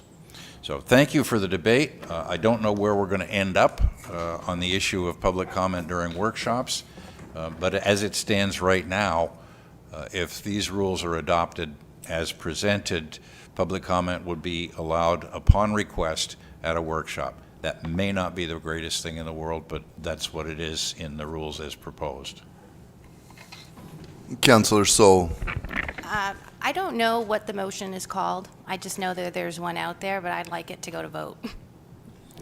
So- I'd like to move the question. To move the question. Do we have a second for that? It's going to be as is. Are you accepting that friendly amendment? So this is going to be as is. First of all, you've moved the question. Well, I know, but I need to know what I'm going to be voting on. Because I don't know. We've had friendly amendments, but they haven't gone anywhere. No, the friendly amendment needs, it needs approval by the initial proposer and the seconder, and that did not happen. Correct, we have to vote Yeah. first. So Councilor Sol has moved the question. Madam Clerk, remind me, do we need a second for that? You do need a second. Yes. Do we have a second for this? I'll second that. Madam Clerk, please call the vote. Sure. So just for clarification, the motion is to move the question, which means to stop debate, and then we would immediately go for a vote on the main motion that's pending before you. Counselor from Ward 5. Yes. Ward 6. Yes. Ward 7. Yes. Ward 1. Yes. Ward 3. Yes. Ward 4. Yes. Mr. Mayor. Yes. Motion passed by a vote of 7-0. So then the motion before you is the one that is printed in your book, which is to approve the proposed amendment to the rules governing the City Council City Policy Manual Number 6. Counselor from Ward 5. No. Ward 6. Yes. Ward 7. No. Ward 1. No. Ward 3. No. Ward 4. No. Mr. Mayor. No. Motion failed by a vote of 1-6. Agenda item number 11. Item number 11, selection of an executive search firm to assist with the hiring of a new city administrator. Requested action to review the proposals received and to select a firm to conduct the city administrator search process. Yes, Councilor Nagy. You mind if I kick this off? Yes, yeah. And just to be clear, there were 3 people on this initial committee, myself, Councilor Harriman, and Councilor Nagy, and Councilor Nagy has run point on this committee. Deeply appreciate that. Please kick us off. So basically, the point of this agenda item, for the most part, is to get this process in front of the public so people are aware of who we're looking at in order to start the administrator search. And the, we're required to get at least 3 quotes for service. I don't know if we're actually going to vote on this today. We may have to put this back to Monday. But I want to start the conversation because it is a public process. It's one of the I think the biggest decisions that we're going to make, we have a lot of big decisions to make as a council, but this is a big one, and there's validity to each of the organizations that I've contacted several, but these were the three that seemed to be the strongest, and also had experience in municipal hiring that worked locally. There were conversations that I had with basic recruitment firms. I don't think we're looking at a recruiting situation here. I think we're looking at somebody who has experience in municipal government, locating folks that work in excuse me, that work in municipal government within Maine or within the region. It's also headhunting is not necessarily what we're looking for. So we're looking for really good applicants that we can then decide who's going to be the sole employee of the body. So that's just to kick it off, and I guess like we could start with like any questions. Might be the way to go. Councillor Chittum. Yeah, I'm curious, Councillor Najin, why you think we won't be voting on this tonight. Well, there's a process that, well, maybe we will. Ultimately, it just depends on how much feedback we get from everybody else. The recommendation that we have as the committee that contacted these folks was Eaton Peabody, and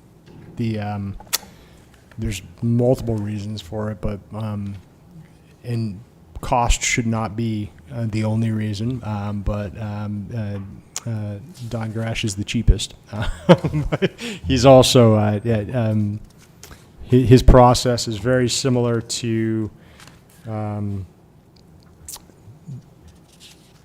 collaborative process that I think would benefit finding a range of applicants that would be able to fit in and not just immediately disappear from the city. Many times we've pulled, well, not many times, but there are at least 3 times in about the past 20 years that we've hired an administrator that left within a year or 2 years. And so who didn't know this community or have any connection to it. And so that's one of the fears for headhunting, ultimately. Don Garash is very versed in the region. He was the acting administrator in Auburn for a period of time, and I think he was the deputy administrator as well.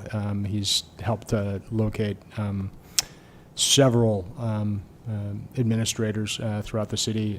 Actually has a relationship with some of the employees here.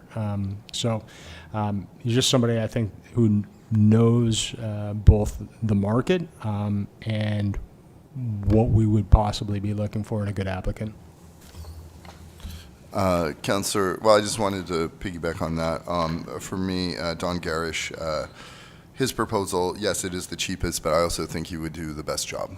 He has experience as an administrator, so we have somebody who's helping us conduct this search, who intimately understands the job, and in this situation, that will be invaluable. Councillor Gallant. Thank you, Mayor. I have no problem with proposal 1, which is the Garish Group, okay? Because I know the individual myself as well. And I believe he is somebody who has the feeling of Maine, which we talked about before, but I'm a little worried in the sense that his network is not very large. Okay, you know, he's a Mainer. He works primarily Maine, New Hampshire type candidates, if I read and understand and remember correctly from years past.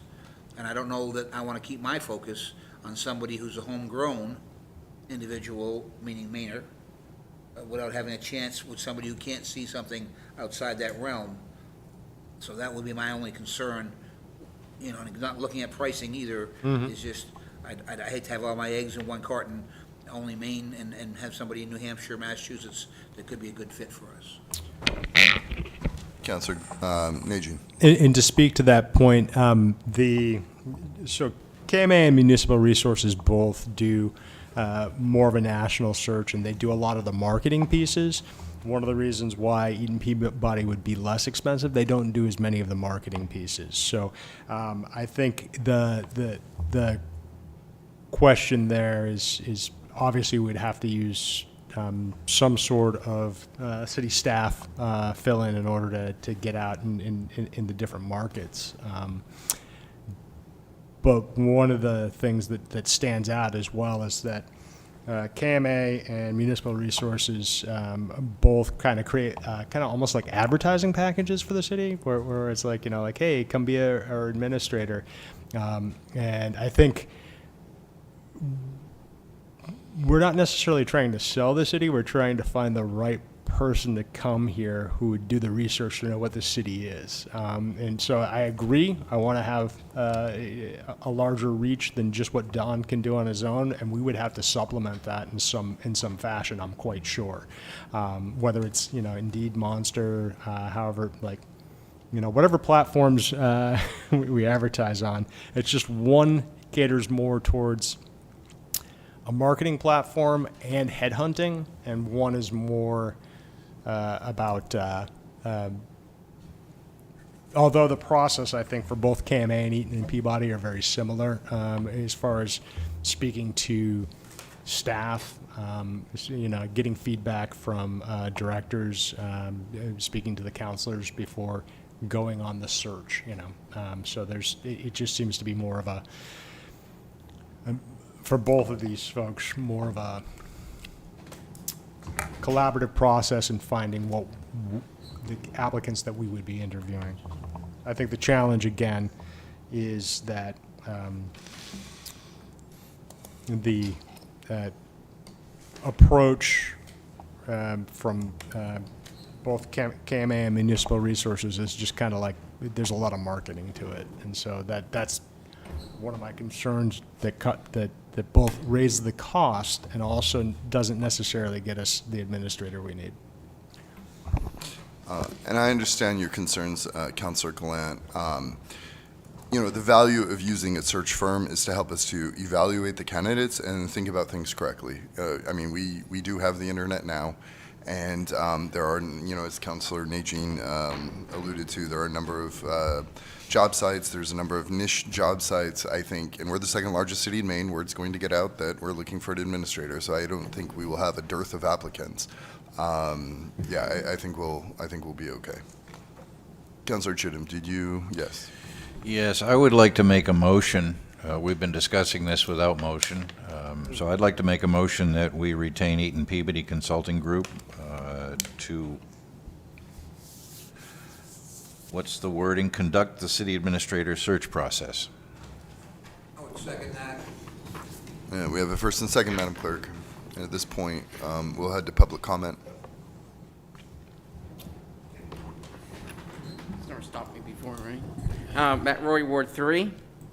Well, I was going to say, reviewing the three proposals, the KMI, is concerning at $30,000 with a 25% retainer up front, while the administrator's position has been vacant for nearly 3 months now, and we're just getting to this now, is concerning. Also concerning is the MRI proposal with this wide open range without actually defining points within that range, what that $9,000 to $18,000 actually gets us besides a 60 to 90 day search process. And then Ian Peabody's, Mr. Garish is well versed in municipalities, other government entities in Maine. I'm going to disagree with Councilor Goying on this item. And to a certain point, I guess piggybacking what the mayor said, there is the internet. We have our own website. Everything that's on our website, and along with every other municipal job that's ever posted in the state of Maine, MMA posts on their website. I'm sure there's a National Association of Municipal Administrators. There's the the state of Maine county clerk administrator. There are websites where we could have this posted already and had applicants. And I was gonna say, this seems like a not efficient process at this point.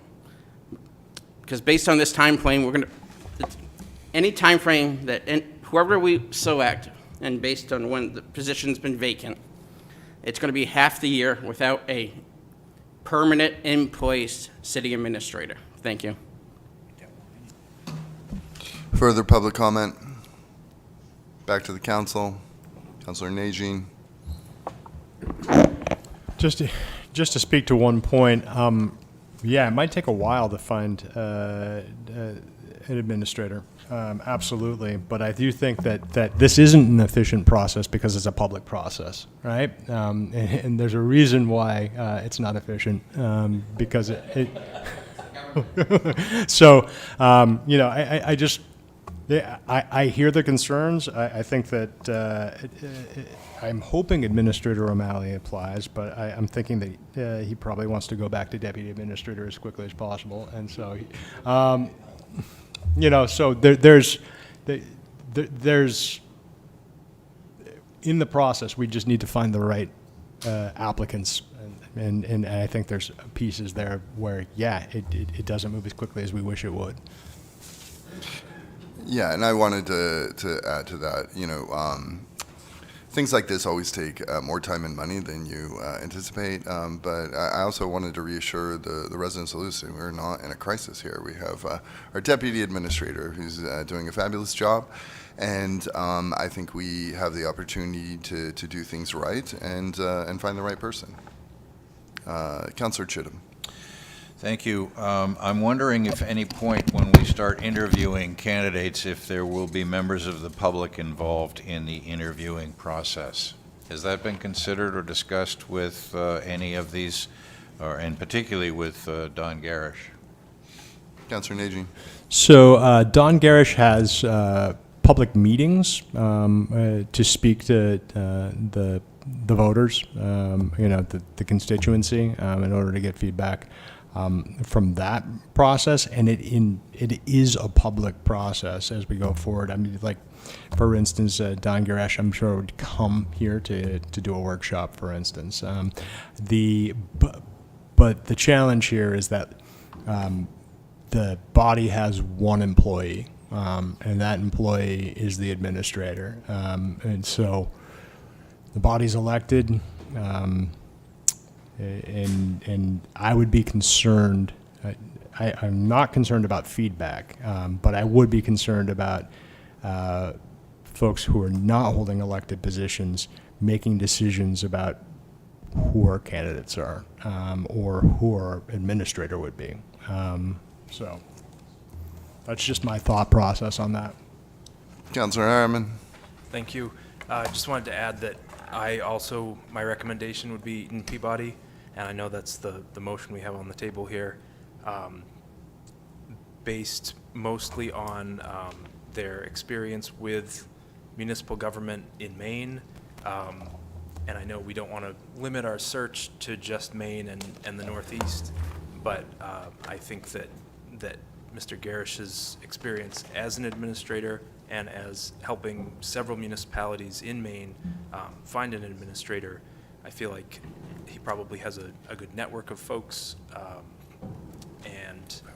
and also understands, every state does things a little bit differently, so understands how things work in Maine, but I think that we can also emphasize in the process with him that we want to expand our search to as broad as we want to define it, and take in as many candidates as we can get. So, yeah, just another recommendation for Eaton Peabody. Councillor Gallant. Thank you, Mayor. I guess my question would be to the three of you, did you give him any outline? I mean, I don't want to spend a month going through 30 people. I would rather him screen and give us 5 candidates. I'm not sure, have we decided as a body how we want that to look, how we want that to be presented to us, and that whole process, because that's something we haven't discussed yet. It's to be great hiring somebody to go look for somebody, but how are we going to conduct the interview, the process, you know, who are we going to have involved with that process? Like he was mentioning, the public or whatever in that particular area, we need to set up some ground rules, so if he finds a candidate 2 weeks after he starts, we're ready to go. Then we're not here fumbling around.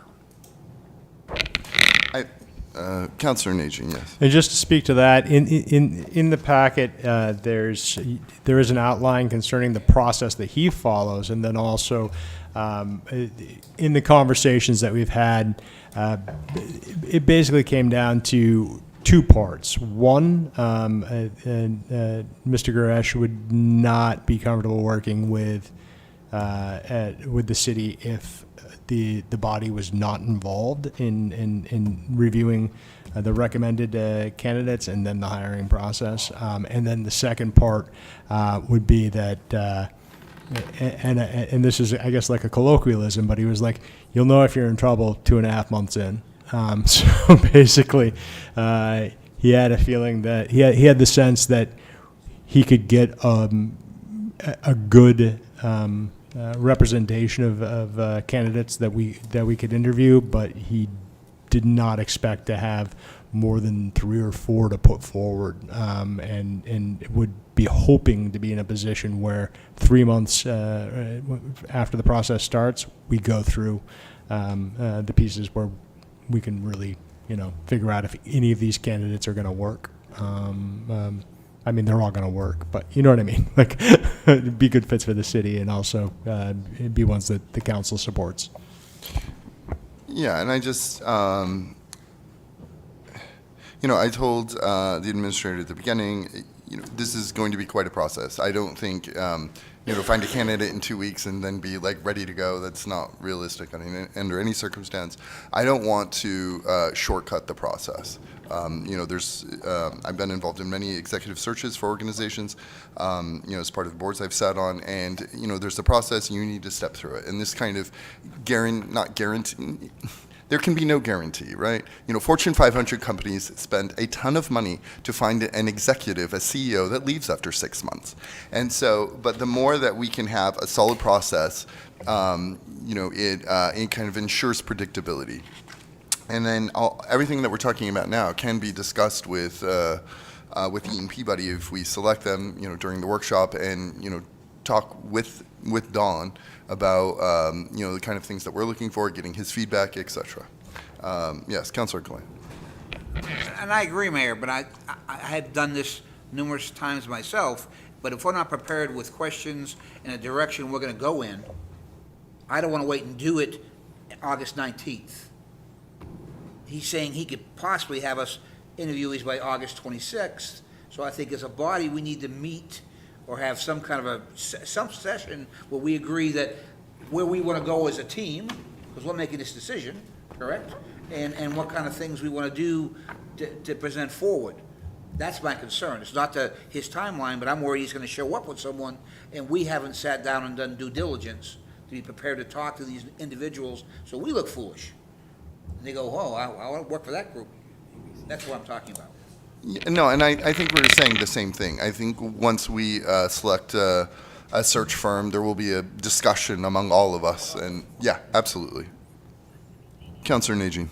And I would just like to add that anybody that we decide to bring on, I would hope that they would be willing to do a workshop as well. That way the public's informed. We can also ask as many questions as we want, so. Are we feeling good for a vote, councilors? Madam Clerk, please call the vote. Or can you please repeat the motion and then call the vote? Sure. The motion is to select Eaton Peabody as the firm to conduct the city administrator search process. Counselor from Ward 5?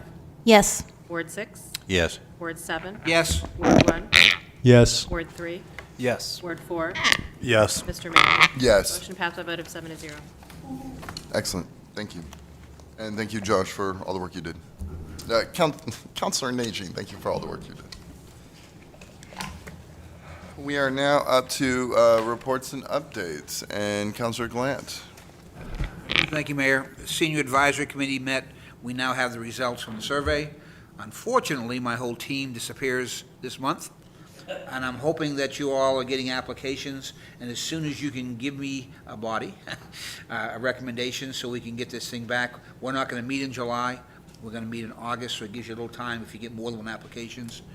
Have we got any applications in yet for these Senior Advisory Committee? Do you know? So we asked the council if they would like us to advertise. We did not hear from any counselors, so we have not advertised yet.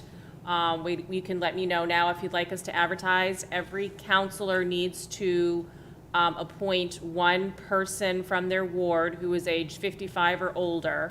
So we didn't know if counselors already had someone in mind from their ward who would fit that criteria, or if they would like us to advertise for applications. We have not done that yet because we have not heard back yet. Okay, so I had put out to the team to put in applications because I wasn't exactly sure of the process. So I will send an email out to re-verify that. And then I think advertising is fair. I think every counselor will have a chance to see if they have people in their particular wards that want to do that. So in my opinion, that would be a good thing to do in fairness to the process of the public and everything else. We just don't roll somebody over. And we are, so everyone's aware, now following the same schedule as us, 2 years, 3 years, council-wise, so we won't have this problem in 2 years like we do today. Okay, so we will we'll issue a press release on Thursday regarding applications for that position. Thank you. Councilor Nagy. I have a question on what Councilor Gallant just said. I know that Roger Fuller was Ward 1 and then moved to Ward 2, and my question is there an applicant right now for Ward 1 at all? No, we have the 2 applicants that we had mentioned in the email to about a week ago. That's all we've received so far. Yeah, I mean, half of my ward would qualify, so I think I can find somebody. Further reports and updates from the council? Councilor Roy, yes. Thank you, Mr. Mayor. The Homeless Shelter Committee did meet on Monday.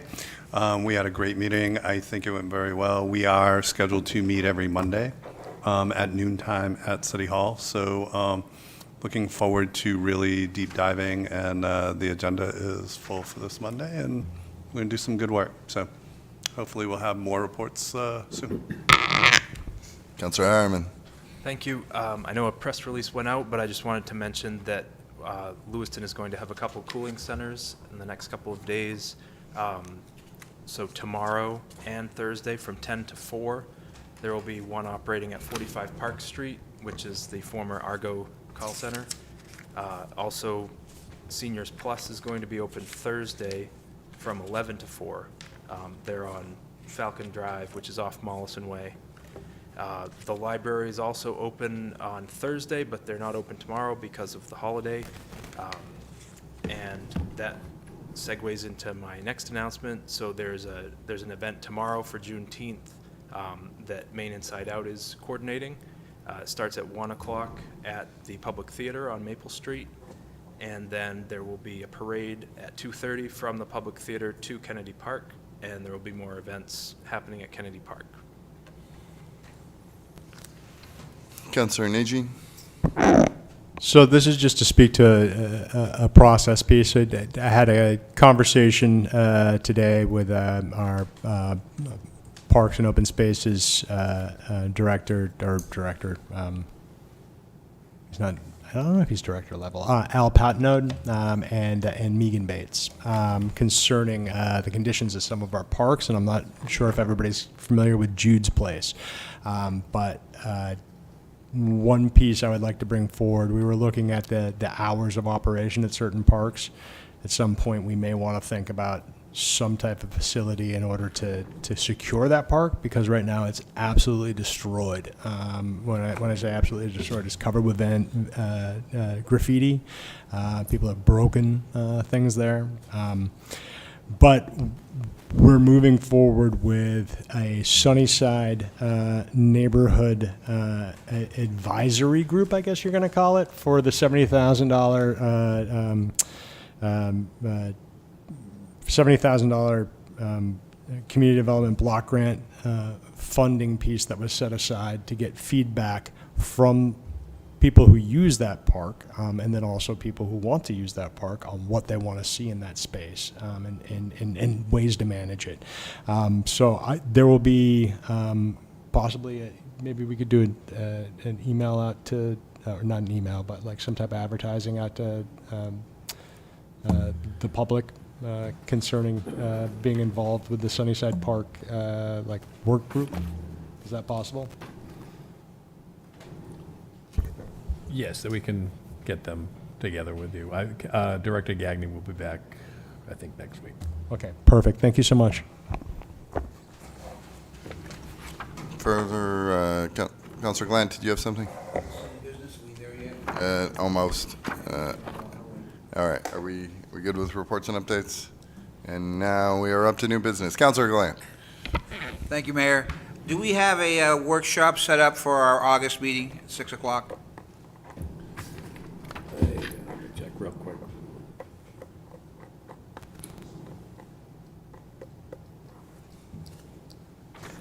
We can add to it, but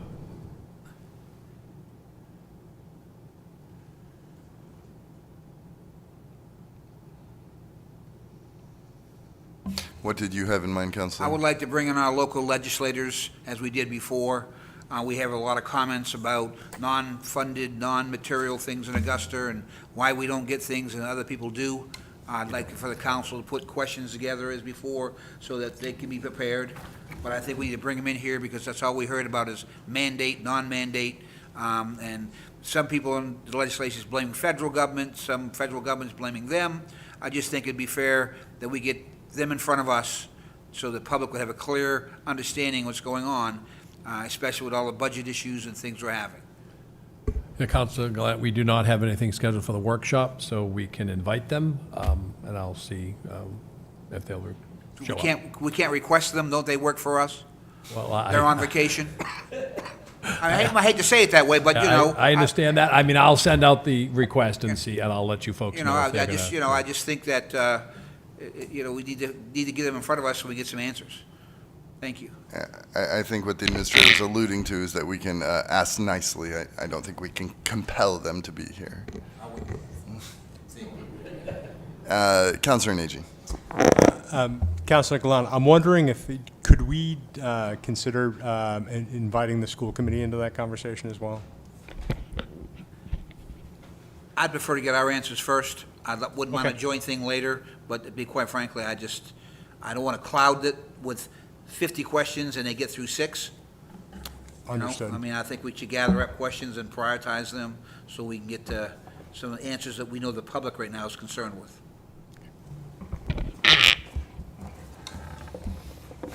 Further new business.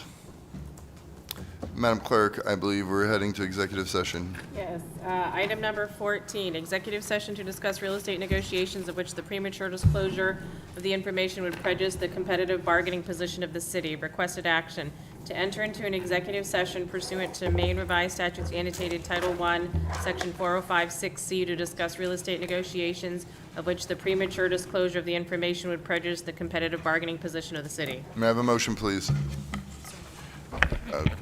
Mr. Mayor, may we consolidate these 4 executive sessions? Madam Clerk, we would need to vote on them one at a time. Is that correct? That is my understanding, yes.